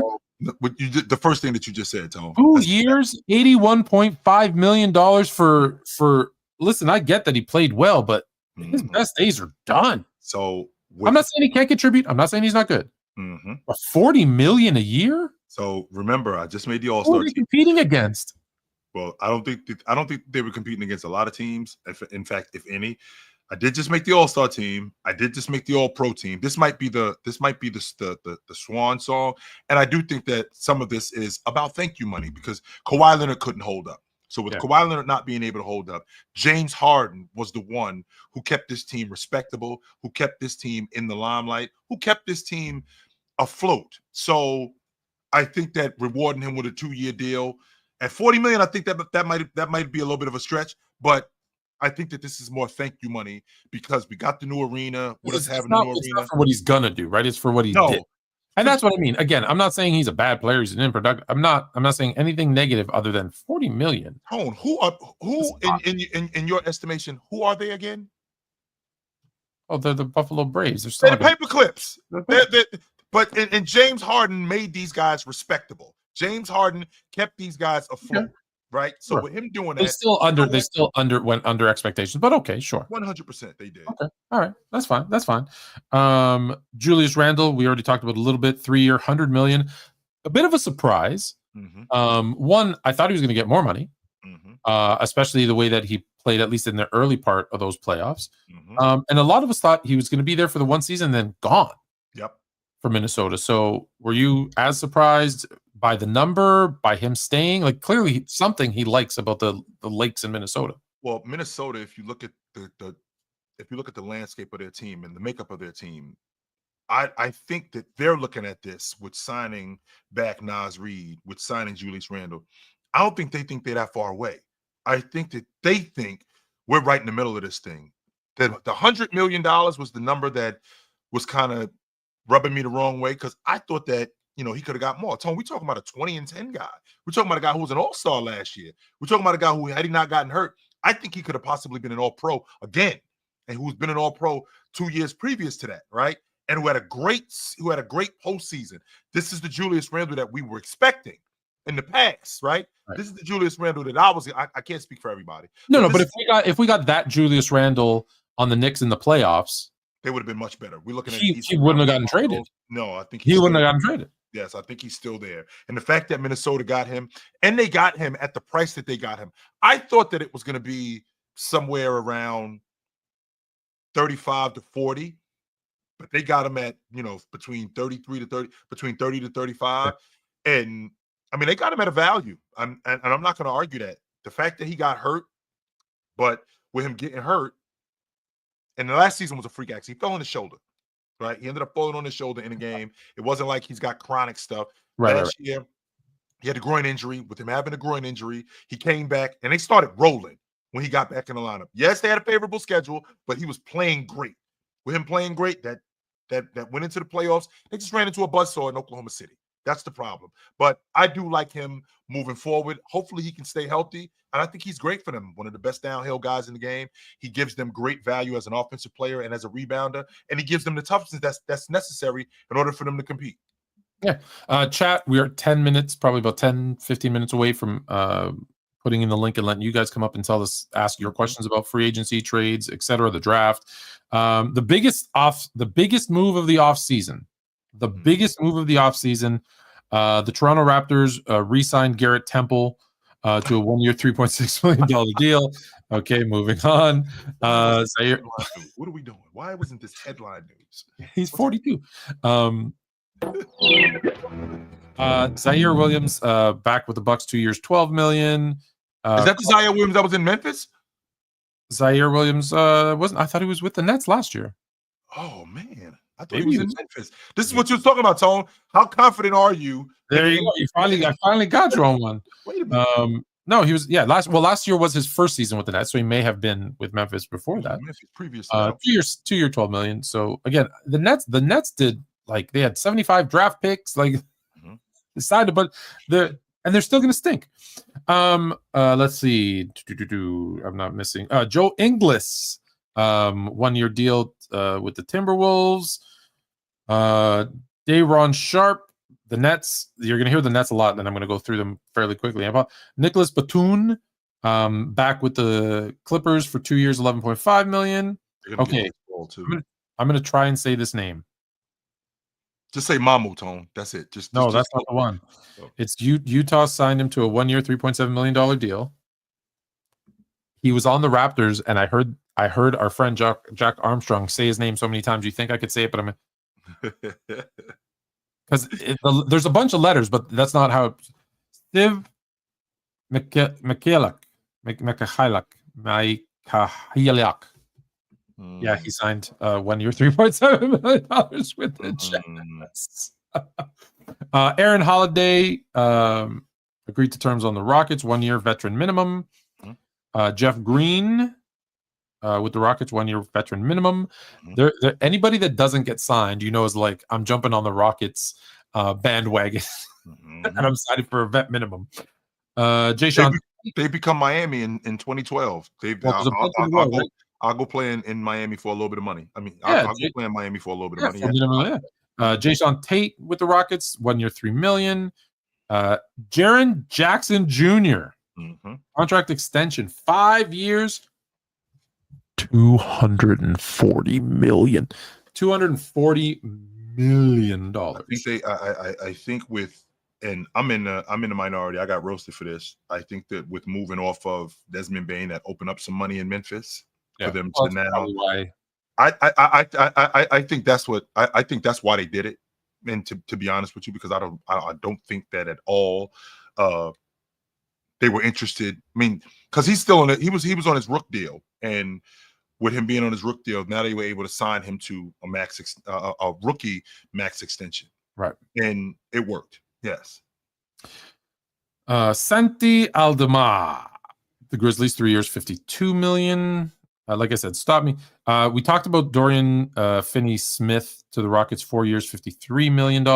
That, I think it hurt the Lakers as much as it helped the Rockets. I think it's it's unfortunate as a Laker fan to lose him. It's really good for the Rockets. It fills a need. I got to make sure. Hold on. Wait. Time out. Fluent is not ducking Heat Mike DeChump. Okay? I'm not going to give you any more time other than man. He sucks. You've had an open invitation for 6 months, and you keep disappearing. So just I beat him in the PCL. Join your time. Enjoy your time in the chat, and I beat him in the PCL. And then when he turned around and said, "The reason why you beat me was because your man Fluent was on the judges." He didn't judge that one. They didn't judge that one, by the way. And also, don't forget, I've got all the messages that you sent on TikTok where you suck, man. You suck. I keep receipts. All right. You suck. Paul Reed signs with the Pistons, 2 years, $11 million. I do like that, Tone. Yes, I do like that. I do. I like that a lot. Yes, I do. I do like that. In fact, not only do I like him, I like what they're doing in Detroit. I do. I like what they're doing. But keep going, Tone. Keep going. I just want to say, let's pause on that because I'm really high on Detroit. I really like what they've done in Detroit. Yep. It's too bad that they lost Tim Hardaway Jr. Do you think are they waiting on Malik? No. Tone, I've been doing some homework, and with me doing some homework on this, and I've read up on the whole Malik Beasley thing, and it looks like he had some money problems. And with him having some money problems, he kind of got himself in a situation where he got in a little bit over his head.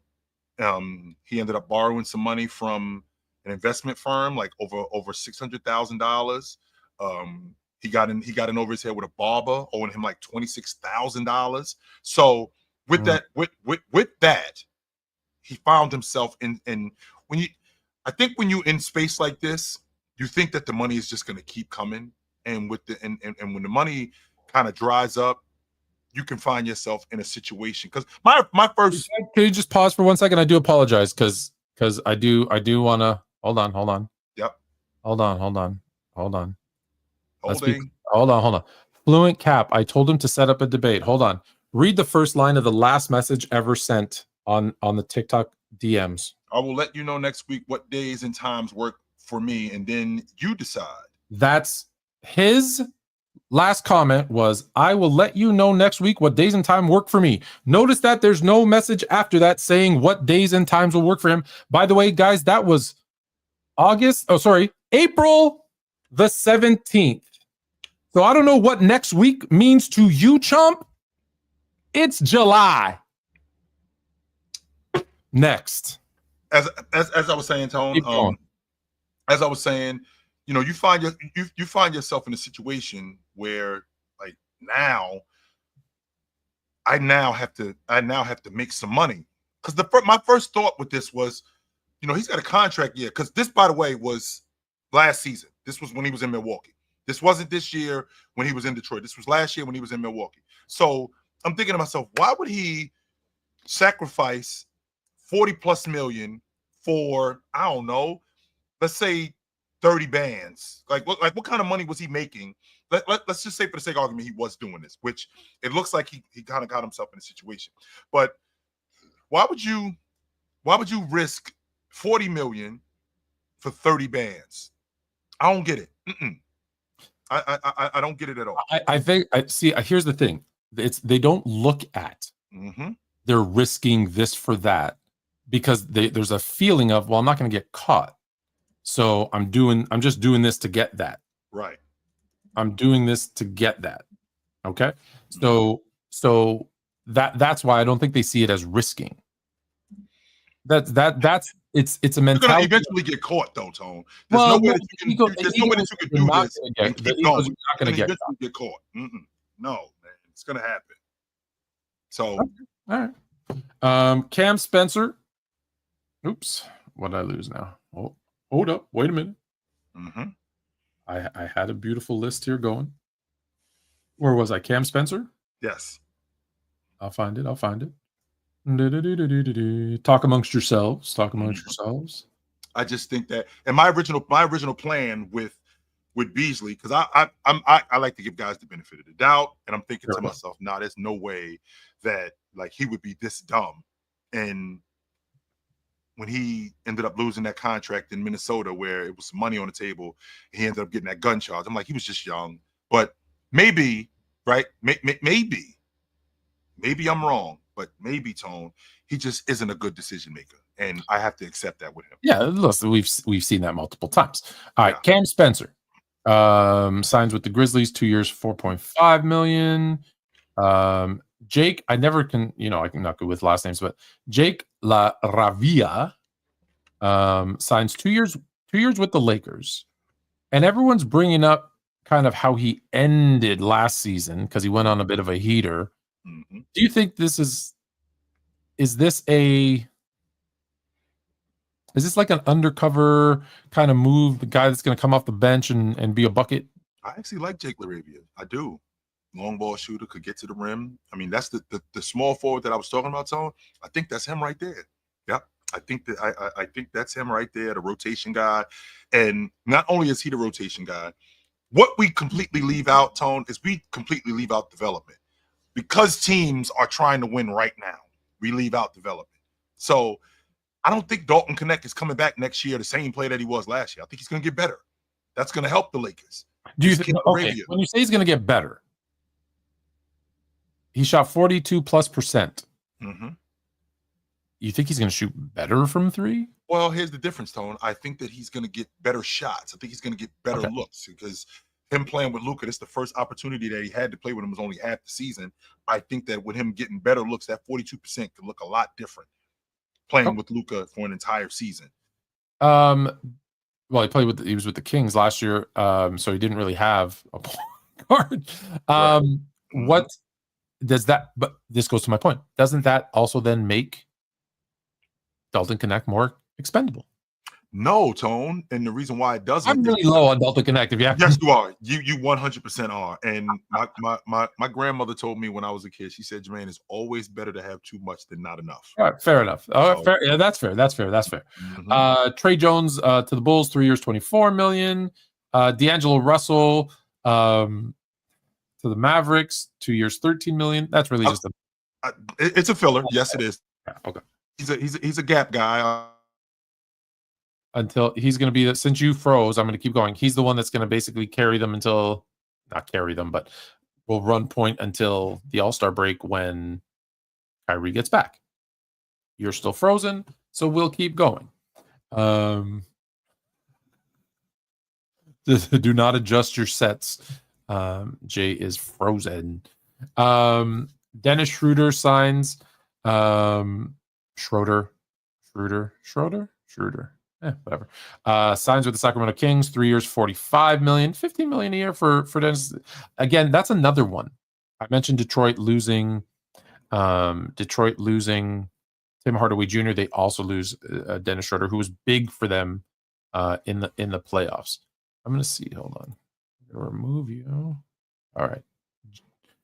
Chill 10 will be back in a moment. Next one up, we got Ty Jerome. Oh, we talked about Ty Jerome already. I think we did anyways. Kevin Porter Jr. signs with the Bucks. We talked about that as well. That only happens. Because of the extension and waiving. Another one. Is that what you were asking for, EJ? Another one. Only because of the Damian Lillard extension kind of and stretch. Bruce Brown. So this is another one. We talked about Denver and the Nuggets. You know what I'm going to do? I'm going to do this too. Jay will Chilltown Hoops will be back shortly. Bruce Brown back to the Denver Nuggets after a 2-year hiatus after they won the NBA championship. Obviously, he had stints in Indiana, Toronto, and he's now back alongside where he won his NBA championship. Kevon Looney finally moves on from the Golden State Warriors. If there's any one of these ones, guys in the chat, if there's any one of these that you want to pause on, let's do that. And I'm going to pause there with Kevon Looney signing with the Pelicans because apparently we have inside information about LeBron. Where's it going? Where's it going? You already said it. He's the best in Fluent. You already said it, Fluent. You already said it. You already described it. First off, let's do this. Yeah. Your team will be cursed from here on out. Okay? It's a wrap for the Lakers.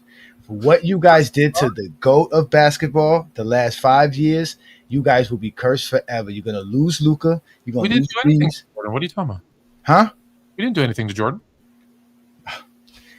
The fact of the matter is, Genie Bus is gone.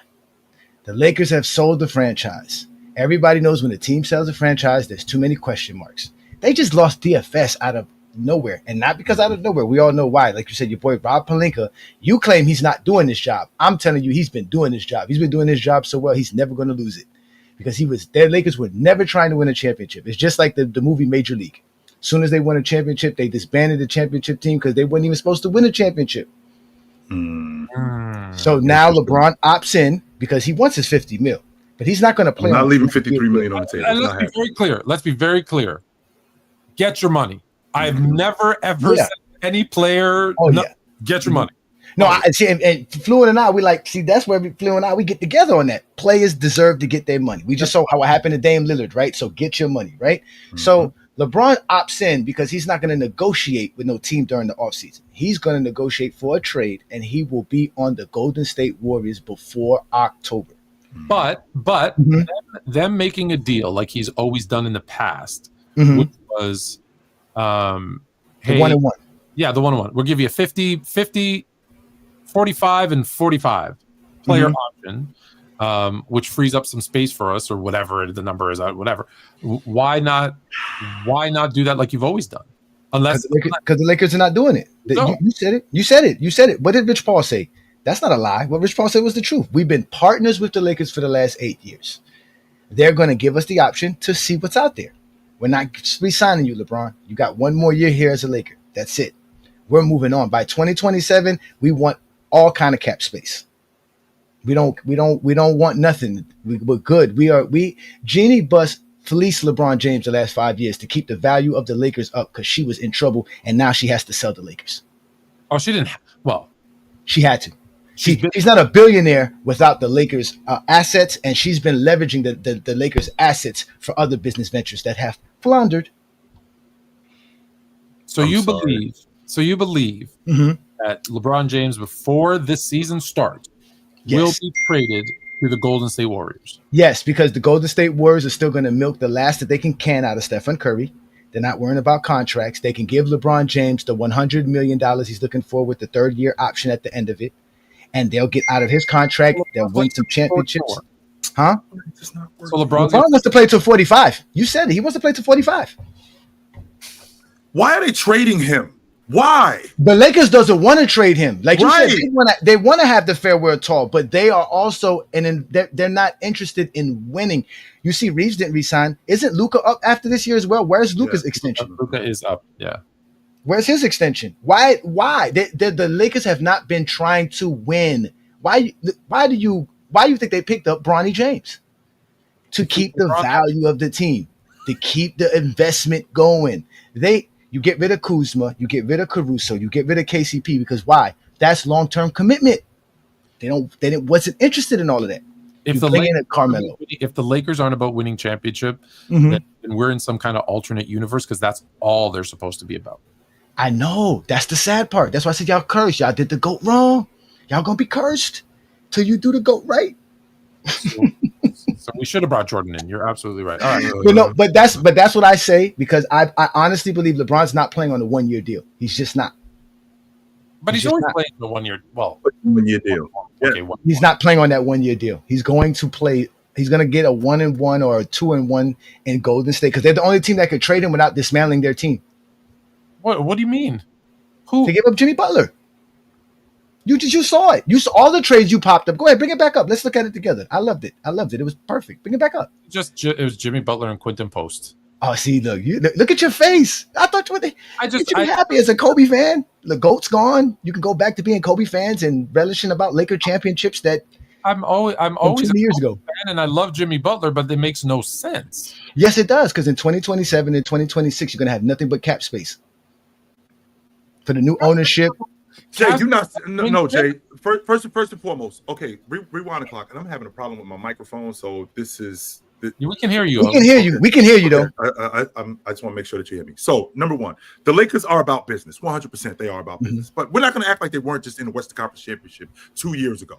And on top of that, they traded for Luka, who they are going to extend because he's the future of this franchise. They're not just going to leave that money. They're not just going to let Luka walk out the front door after losing Anthony Davis. And on top of that, they also just traded for a big, which they haven't had in a long time. Because let's remember, Anthony Davis never wanted to play the 5. He's always wanted to play the 4 spot. So with adding Luka, who's in his prime at 26 years old, and adding another big in DeAndre Ayton at 26 years old, who's in his prime, adding those two guys and adding this kid, Jake LaRavia, they are trying to do something.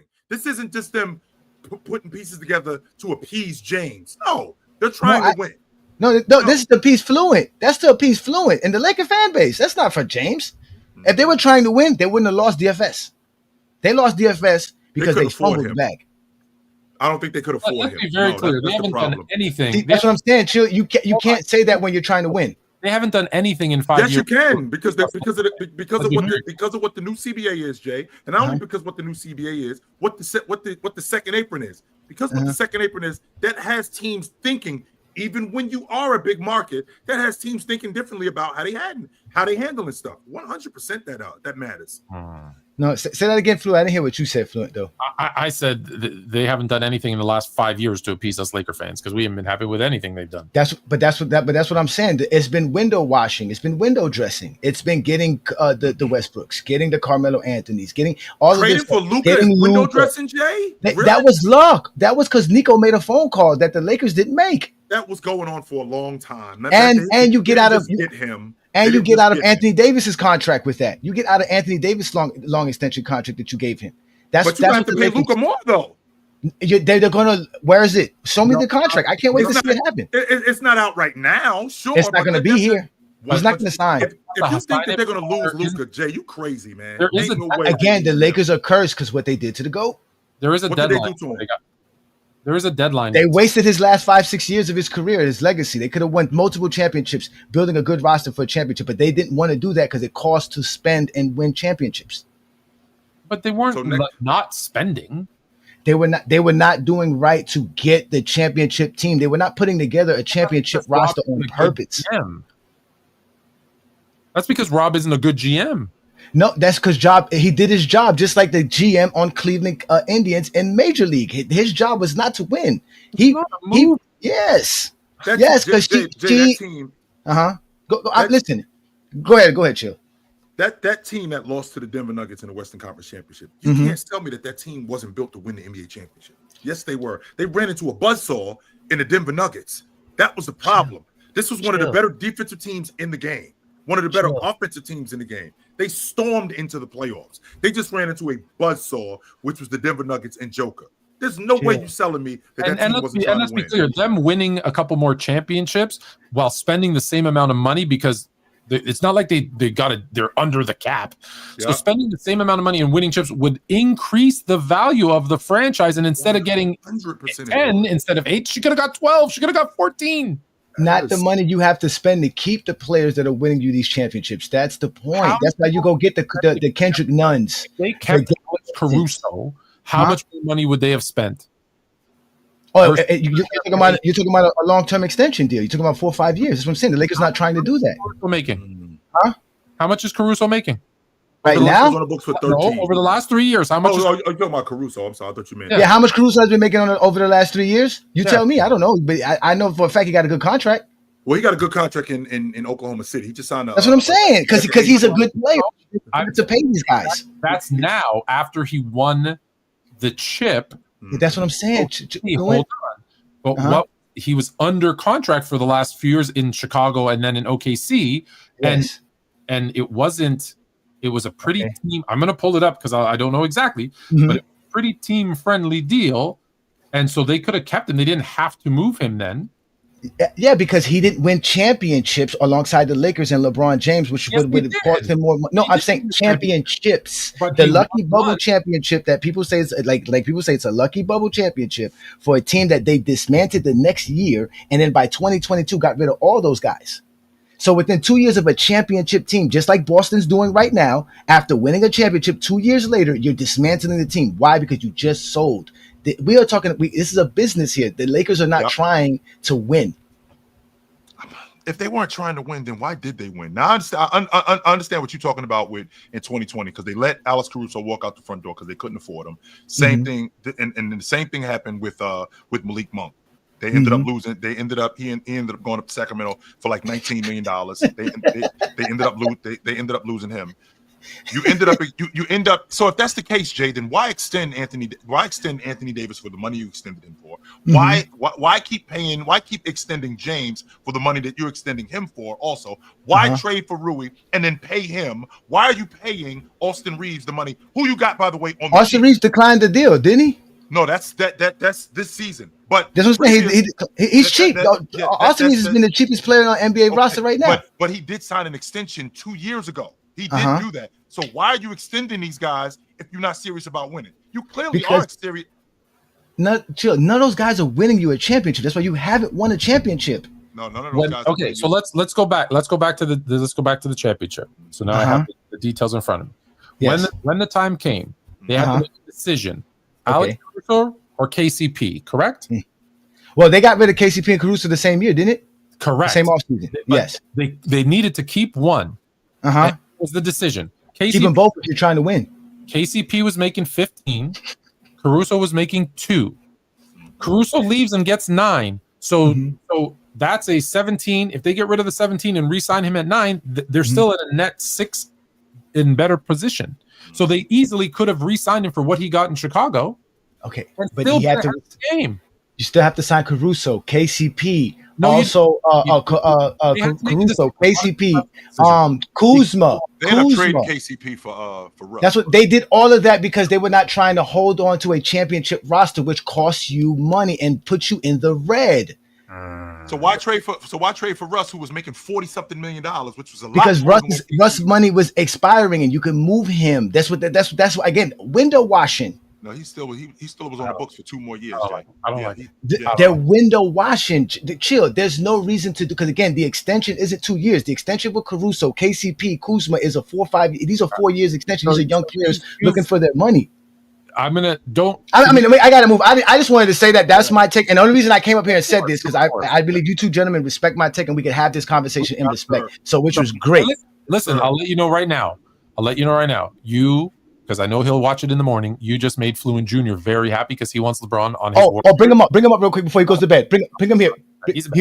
All right, listen, Fluent Jr. The next time your daddy said you play hard, but you didn't go out there and produce and get them stats that we supposed to be seeing on the stat sheet, don't ever let him tell you your participation trophy matters. You supposed to go out there and ball, hit them threes like you've been hitting on the videos we see. That part. Knock him down, young man. I'm checking this guy out later, John. Appreciate you, brother. Good to see you, Jay. So EJ, I'm going to get back to you. I'll resend in the link as well, guys. I want you guys to jump on just because we had the technical issues with Chill's my fault. Stuff. The last thing, that's okay. I did a few Bruce Bowen.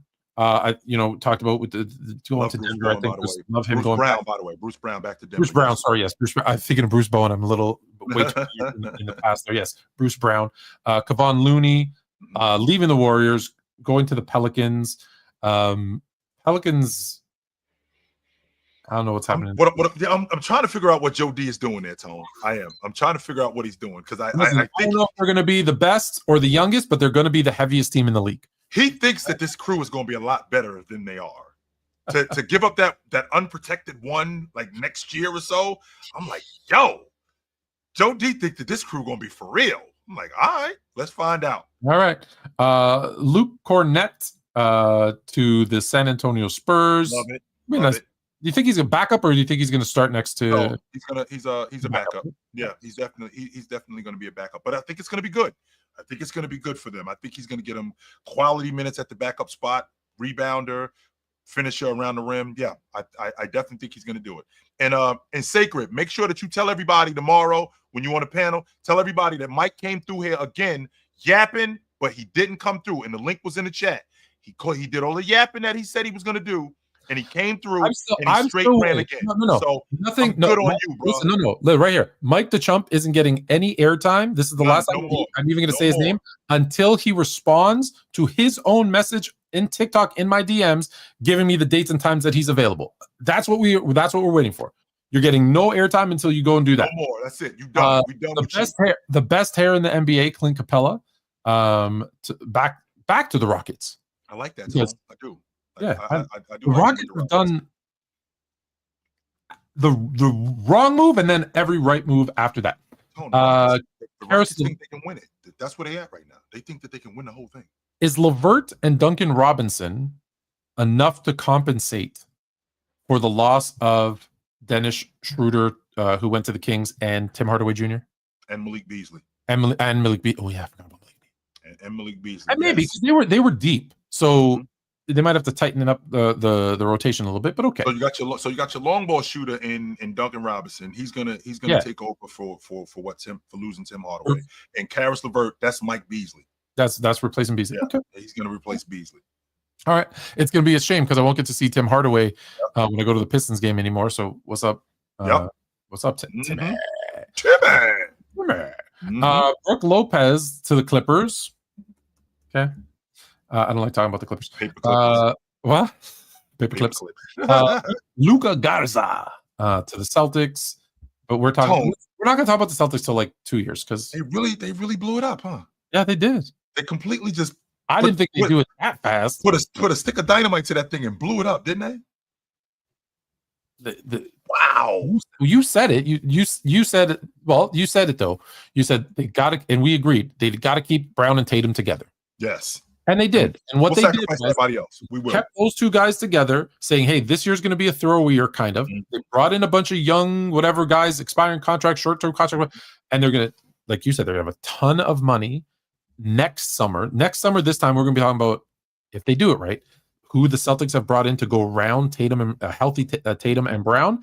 And it's either going to be like, oh, they didn't do enough, they're in trouble, or damn, they're going to be hard to beat again. Right back in the middle of it. Right back in it. Mm-hmm. Let's take some time on Nickeil Alexander-Walker, who they had to make a decision, right? Randall and Reed, or they probably it was two of the three. They had to let one of them go. Mm-hmm. Alexander-Walker signs with the Hawks, 4 years, $62 million. Let me just say, congratulations, you got your money. He worked hard for it. He deserved it. The two guys the two guys that played for the organization that I work for. Right, I showed you the picture of them. I showed you the picture of them when they were young, coming up through our organization. Both of them got their money this offseason. So good for them.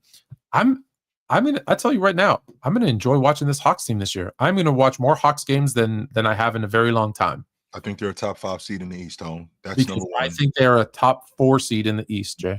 I think they're top 5. And I thought 6, and Fluent Jr. went, whoa, and gave me the what 4, and he talked me into the top 4. So I'm gonna go with him. Yes, I think that they're a top 4 seed in the East. With them being a top 4 seed, they're gonna be trouble.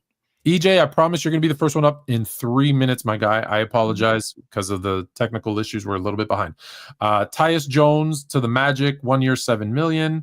Yep. I think that's a good look. Tyus Jones goes back into, I think, a backup role, which I like. I think that's where he tricked us all into thinking he could run a team and be the starter. He cannot trick me. Yes, he did. We were all on that, but I think he's in a backup role. I think that strengthens Orlando as one of the top 2 seeds in the East. Maybe definitely a top 3 seed. Top 3, yeah. I'm pushing them maybe a 2, but yeah, top 3 seed for sure. Nigel Hayes Davis signs with Phoenix. Luke Kennard, Hawks. Mason Plumlee, Charlotte. I don't know. Charlotte, I think, just has to fill up their roster because I was like, oh, they made some trades. They signed some people, but they're going to be horrible. Prince to the Bucks. That's another one. Thank you, Damian Lillard's stretch waving. Anything that the Bucks did is because of that. So thank Dame.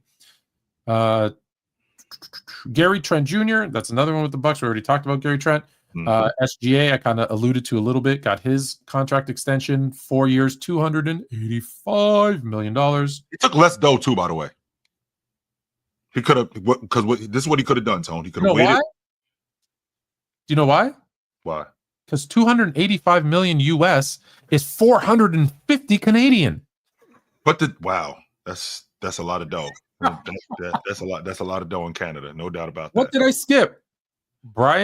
Carter Bryant, tell me what I skipped. We didn't. We'll get to the Denver stuff. Don't worry. We haven't gotten to the. Okay.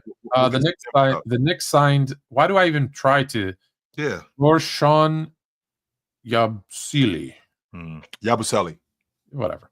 Miles Turner to the Bucks again. Already talked about that. Gary Harris to the Bucks. Already talked about that. Jericho Sims to the Bucks. All of these. Thank you, Damian Lillard. Like, look at what they did with this thing. Yep. Open up a lot of money. The second biggest next to Garrett Temple, the Toronto Raptors signed center forward to 2 years, $5.5 million. The versatile big man in Sandro Mamkuglevskalavskili. Mamu. That's what we call him. What are you going to tell me, Mamu? Yeah, that's what we call him. His name, the Seton Hall product. So yes, Mamu is the real deal. I like that. I like that signing for Toronto. Toronto's going to be a lot better than people think they are on the season. They are. You're incorrect. Jakob Poeltl, 4 year, $104 million. Congratulations, Jakob Poeltl, for getting paid.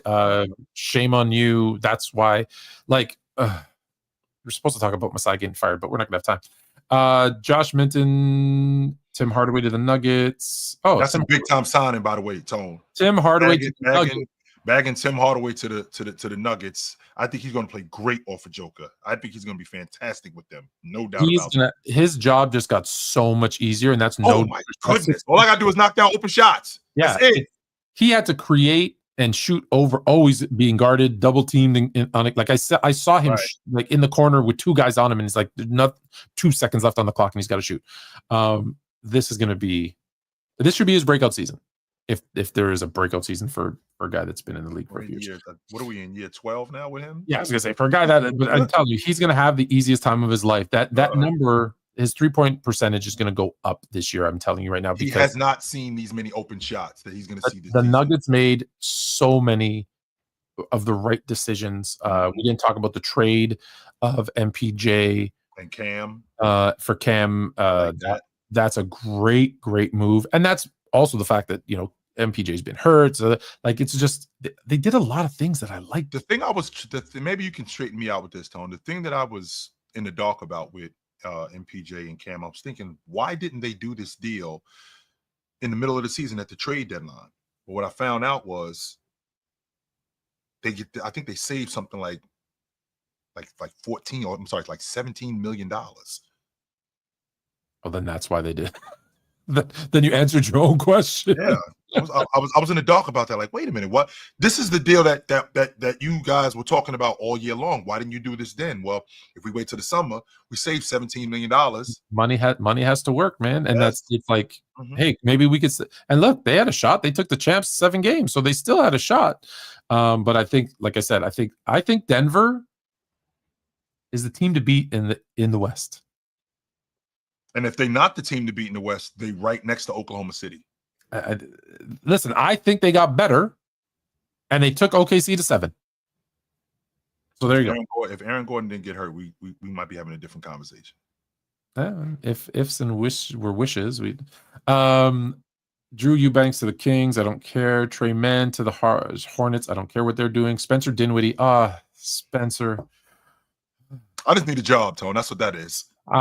When you sign with the Hornets, you're pretty much that's what you're saying. I just need a job. That's all. Dante Exum. I didn't even realize you're still in the league. Signs with the Mavericks. Just kidding. And then DeAndre Ayton. Obviously, we know to the Lakers. So the only other, let me just do the quick hit list. You know what? No, let me bring up EJ first, and then I'm going to do a quick hit list because he's been waiting long and patiently. EJ, what up? Apologies for the long wait. What's good? Can y'all see me? Yes, sir. You hot? Oh yeah, this is my first time on here. What's good, Chillin' Fluent? Nice to meet y'all, man. How you running? Yeah, I'm doing good. I just got a quick question about the Lakers, though. Yep. I think Lakers should trade Reeves and Dalton Connect can be their replacement. What y'all think about that? Well, this is the resident Laker guy right here. So I'm gonna let you talk to him because this is the resident Laker guy. Dalton Connect, you gotta think he's 6'7". If he's already a better shooter. If he's a sneaky athlete. I'm with you 100%. He can shoot the mid range. And I've always said I thought Dalton Connect was on the team to get traded. Man, tell me. If I think Dalton Connect is on the team to get traded. If, however, to your point, they can get something better for Austin Reeves, who didn't sign his extension, and they're scared they're going to now lose him for nothing, trade him. Absolutely. If you could, it's one of those. I can't remember where we were, but it was a couple of years ago, and there was a team in the same situation that had these two guys, and I said, whichever you can get the better. I think it was the Raptors, Siakam and OG. At the time, they were talking about which one should they trade, and I said, whichever one gives you the best return. So to your point, whatever gives them the best return, Connect or Austin Reeves. It's got to be Austin Reeves. It has to be Austin Reeves. What you think, Chill? Chill thinking about something. I'm thinking about what you're talking about, and you've probably heard me say this because it sounds like when I'm telling the Houston Rockets to give Amen Thompson the ball, sound like, you ready to move on. You got your 2 guard. Let's move on from Austin Reeves. We got our 2 guard in Dalton Connect. We already got him right here. Dalton Connect, Austin Reeves, and this Jake. I always say Arabia. Jake Arabia. Yeah, that's a lot of the same thing. I like him though. He was, but it's a lot of the same thing. So you don't need all 3. And I know he says you can never have too much. But if you can get something else you need, I think Dalton Connect. Herb Jones. I want Herb Jones.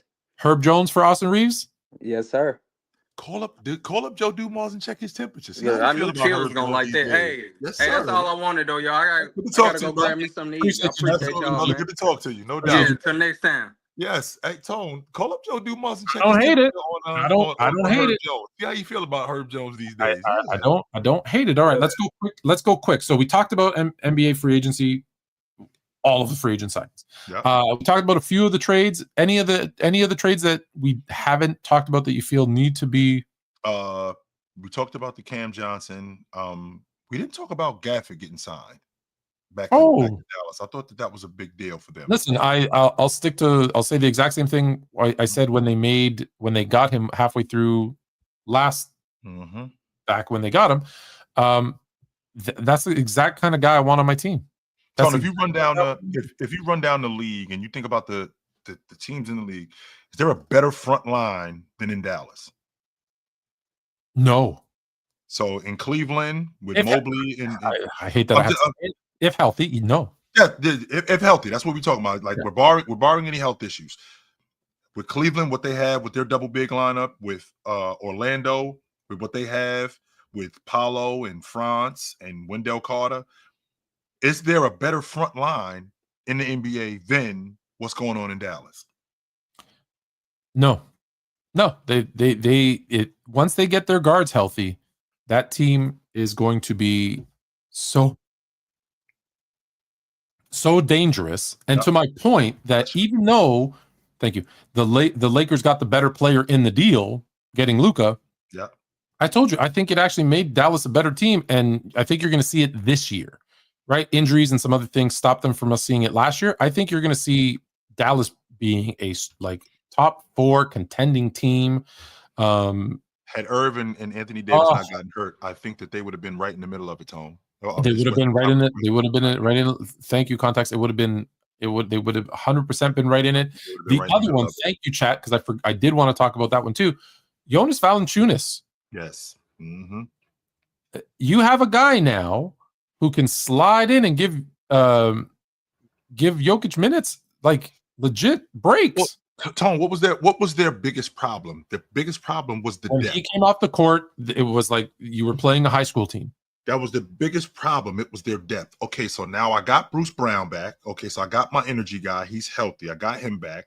I got a sharpshooter in Tim Hardaway Jr. That's going to help out tremendously, whether he's playing with Joker or whether he's playing when Joker's off the floor. I still got a sharpshooter.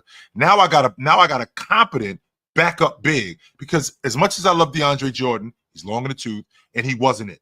No, and he's not. And look, I'm not comparing Jonas Valanciunas to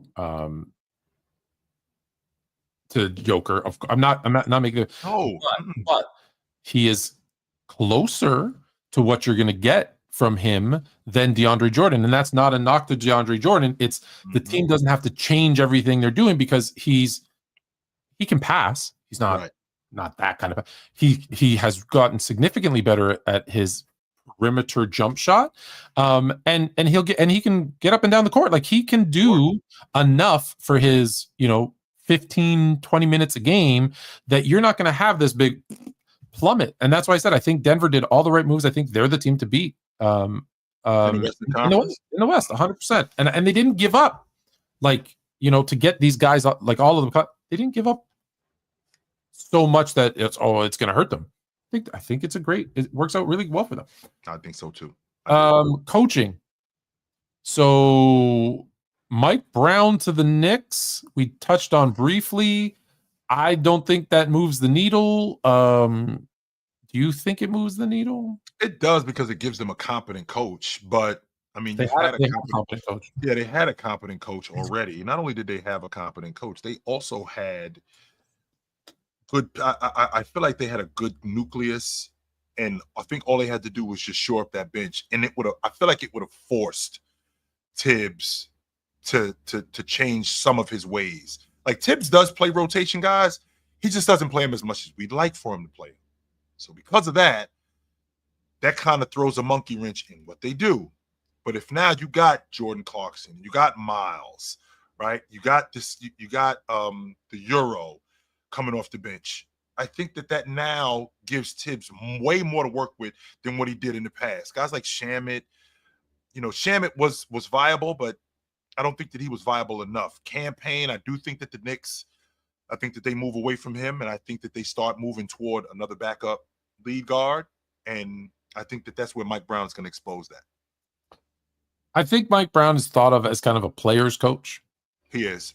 And after having a coach like Tibbs, and teams do this all the time. Go look at, the team's coaching stuff. It's kind of when they have a hard ass, tough coach who's hard on his players, the next one almost always, there's exceptions, but almost always is a player friendly guy that the coach is like. If it's really defensive minded, then it's an offensive minded coach. Typically, you see that cycle.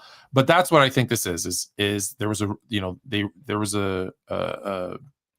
they revolted against him at the end.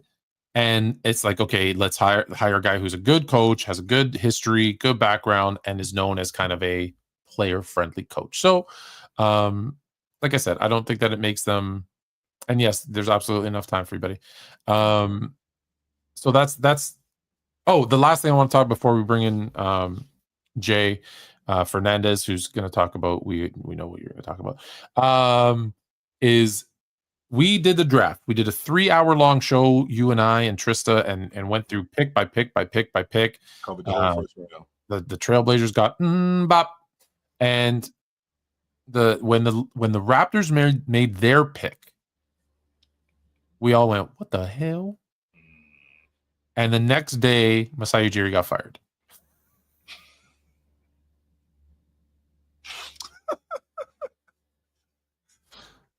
Coincidence? No, not at all. Not at all. Not at all. But look, it was time. He really has been running the organization, and he did listen. There's a great article written about it. I'll put the link in the chat. But he had been there since 2013. The team is in kind of limbo right now. Bobby Webster, the GM, new ownership at MLSE. They fired, I don't know if you know this, the Toronto FC, which is their professional soccer team. They fired their president last year. Brandon Shanahan, who's the president of the Toronto Maple Leafs, they fired him a couple of months ago. And then Masai. All the guys that were making the most amount of money, out. And I've been telling you for years, I think Masai Ujiri is overrated in the sense that, I'm not saying he's a bad GM. What I'm saying is, oh my God, he's God. He can't do any wrong. No, he swung for the fences, got Kawhi, won a chip, and he gets all the credit in the world for doing that. That was a gutsy move. Off the court, what he did for Giants of Africa and the culture of creating this winning, amazing. But as a person who, this is quote from other GMs, after that Kawhi trade, he became almost impossible to deal with because he if it wasn't him fleecing you, the conversation was over. He started big timing them. He started big timing people. And he slow played a bunch of trades that could have happened, and other people the trades were passing him by. And that's why you saw a lot of times, how come they didn't make a move? Well, because he took too long. So that being said, Jay's been waiting a long time, so we're going to end the show with Jay. What up? How's it going? Yo, how's it going, guys? What's up? How's what are my thoughts here on this free agency, guys? You tell us. What are your thoughts on it? What are my thoughts? I think it's crazy. I never thought I would see DeAndre Ayton on an actual good team ever again. Ever. Well, he was going to be on that BS that happened in Phoenix. If he stayed up in Portland, they were going to be good this year too. So seriously? Yeah, they're going to be. I think they're making the playoffs this year. Portland, you mean Portland? Hot take. It is a hot take. Portland sign. I think they're going to make the playoffs this year. They traded for Drew Holiday. Mm-hmm. Don't even get me started. Jay, did memory serve me correct? You're a Pistons fan, right? No, Celtics. Oh, Celtics fan. Oh. I don't want to talk about them right now. I kind of do, but it's terrible. We're not even going to make the playoffs. They're going to tank. You have a gap year. One bad year, you'll be fine the year after. And think about the best way I can describe this to you, Jay, is think about the San Antonio Spurs, where they had that gap year. So from 95 and then 95, 96, David Robinson ends up getting hurt in the 96, 97 season. Tears his back up. When him getting hurt, Sean Elliott ends up getting hurt. Avery Johnson wasn't Sean Elliott on another team?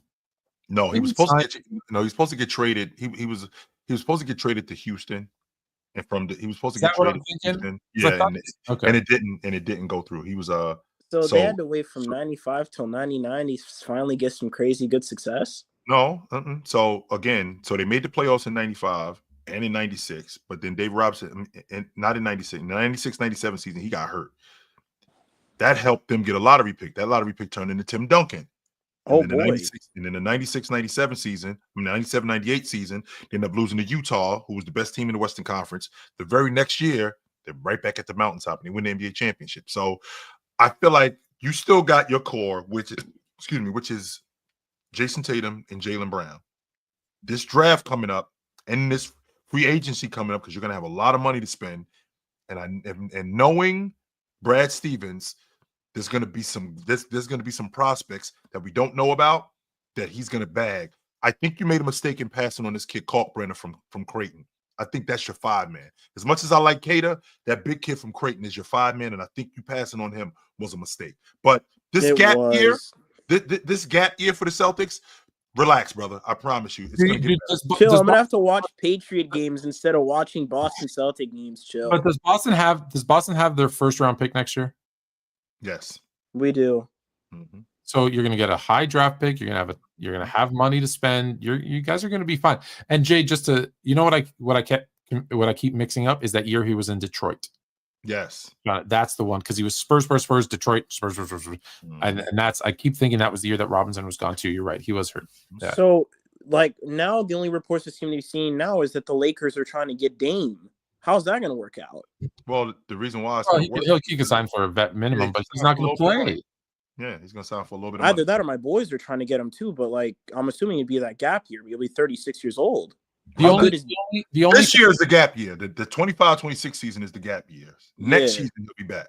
Yeah, but as far as the Lakers going with Dame, if there's any chance they think he'll be back by, before the playoffs, they might bring him in just to be around the team earlier than that. But what is this guard rotation going to look like for him? What's the whole what is what guard rotation going to look like? Listen, Jay, this is what I want you to do. What is this guard rotation? No, it'll be a very interesting guard rotation. I don't like the roster. I don't like the roster at all. Listen, Jay, the 25-26 season, do this. Don't worry about the 25-26 season. No, we were talking about the Lakers, we know the Celtics is gone. We know the Celtics. Yeah, we know it's gone. I'm talking about the Lakers. What is this Laker guard rotation look like with Dame? Well, I'm not concerned, but again, with this, you know what it is? You know what it is? It's the Lakers want. The Lakers want to do this to me this year. They want me to sit there watching games. I drank a beer. That's right. I drank another beer. Jesus Christ. Cool, your team's stacked though. Y'all got eight. If Aiden can get himself back to where he used to be, your team's straightened out. You got an MVP. You got 2 MVP caliber players. You got DeAndre Ayton, who was a former top pick in the draft. Like, if you can get back to what he was doing, I mean, you should be straightened out, right? So, yeah, you should be. I don't think, but yeah, you'd think. Yeah, we're gonna find out. 100%. Yeah, we are gonna find out. So, but we're Jay, good to talk to you, brother. We way over time, my man. Y'all have a good night. All right, guys. Think about this, Jay. Before I let you go, think about this, Jay. By next season, the Celtics could be back on top. And the Lakers could be without LeBron and Luka. What? Just think about it. Either or like both of them specifically. All three, Luka, LeBron, and Reeves, for that matter, are all no contract after this. Why season. Luka?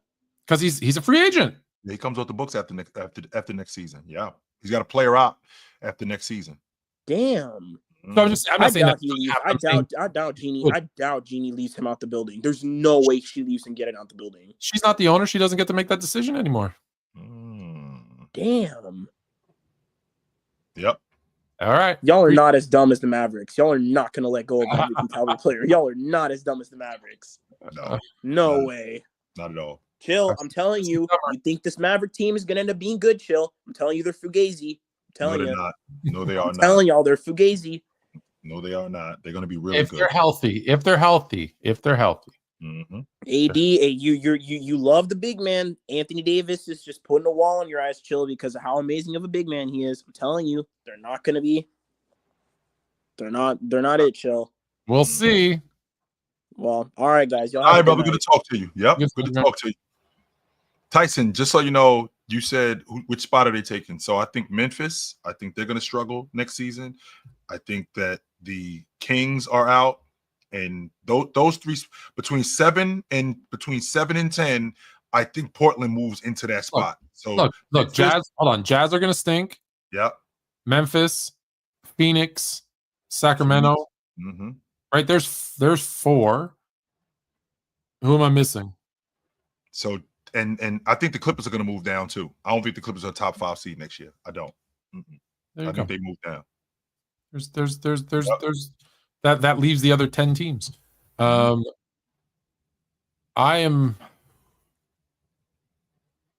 This season has got me. You haven't even started. Frenzy. It's a frenzy. We're still in July. Free agency just opened up on Monday, Tone. It's not like we've been doing this for a month. It just opened up on Monday. Do you think there's going to be any more big trades? Yes. I don't know what, but yes. It's Tone. These teams are we've got too much parity in the game, and these guys are too close.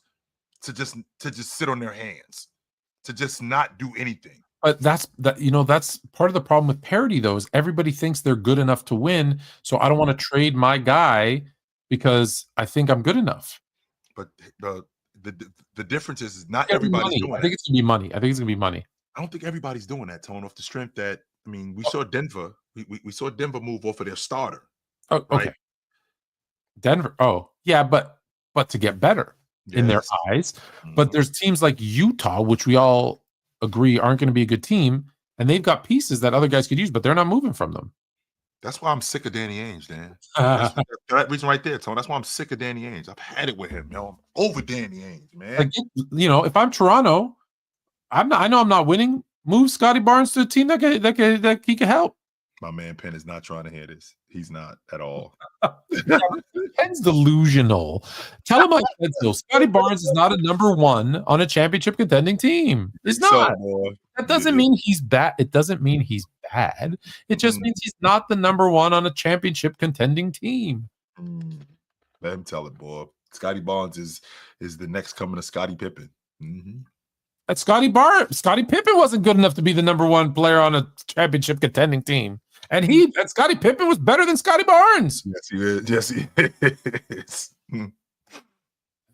Yo. Can we go now? Let's go. Let's go, guys. Y'all know what time it is, but we do have a super chat before we go. Oh, Jamal in the clutch. I'm going to stop the music. And I'm going to pull it up. Jamal with the super chat.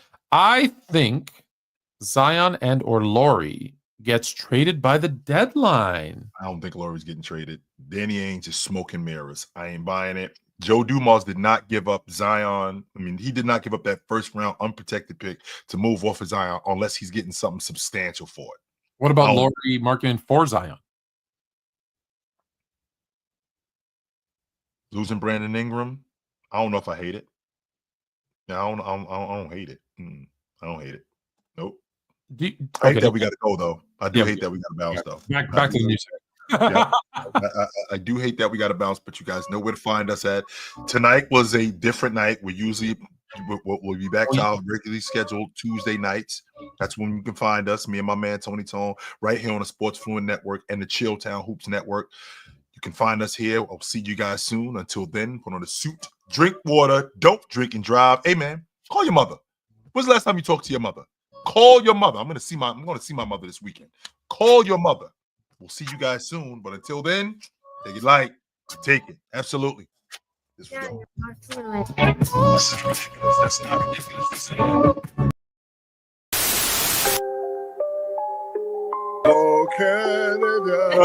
Put on a suit, drink water, don't drink and drive. Hey, man, call your mother. It means nothing. It means nothing. Nah, they lying to you. It's about the money. Now you're more fluent.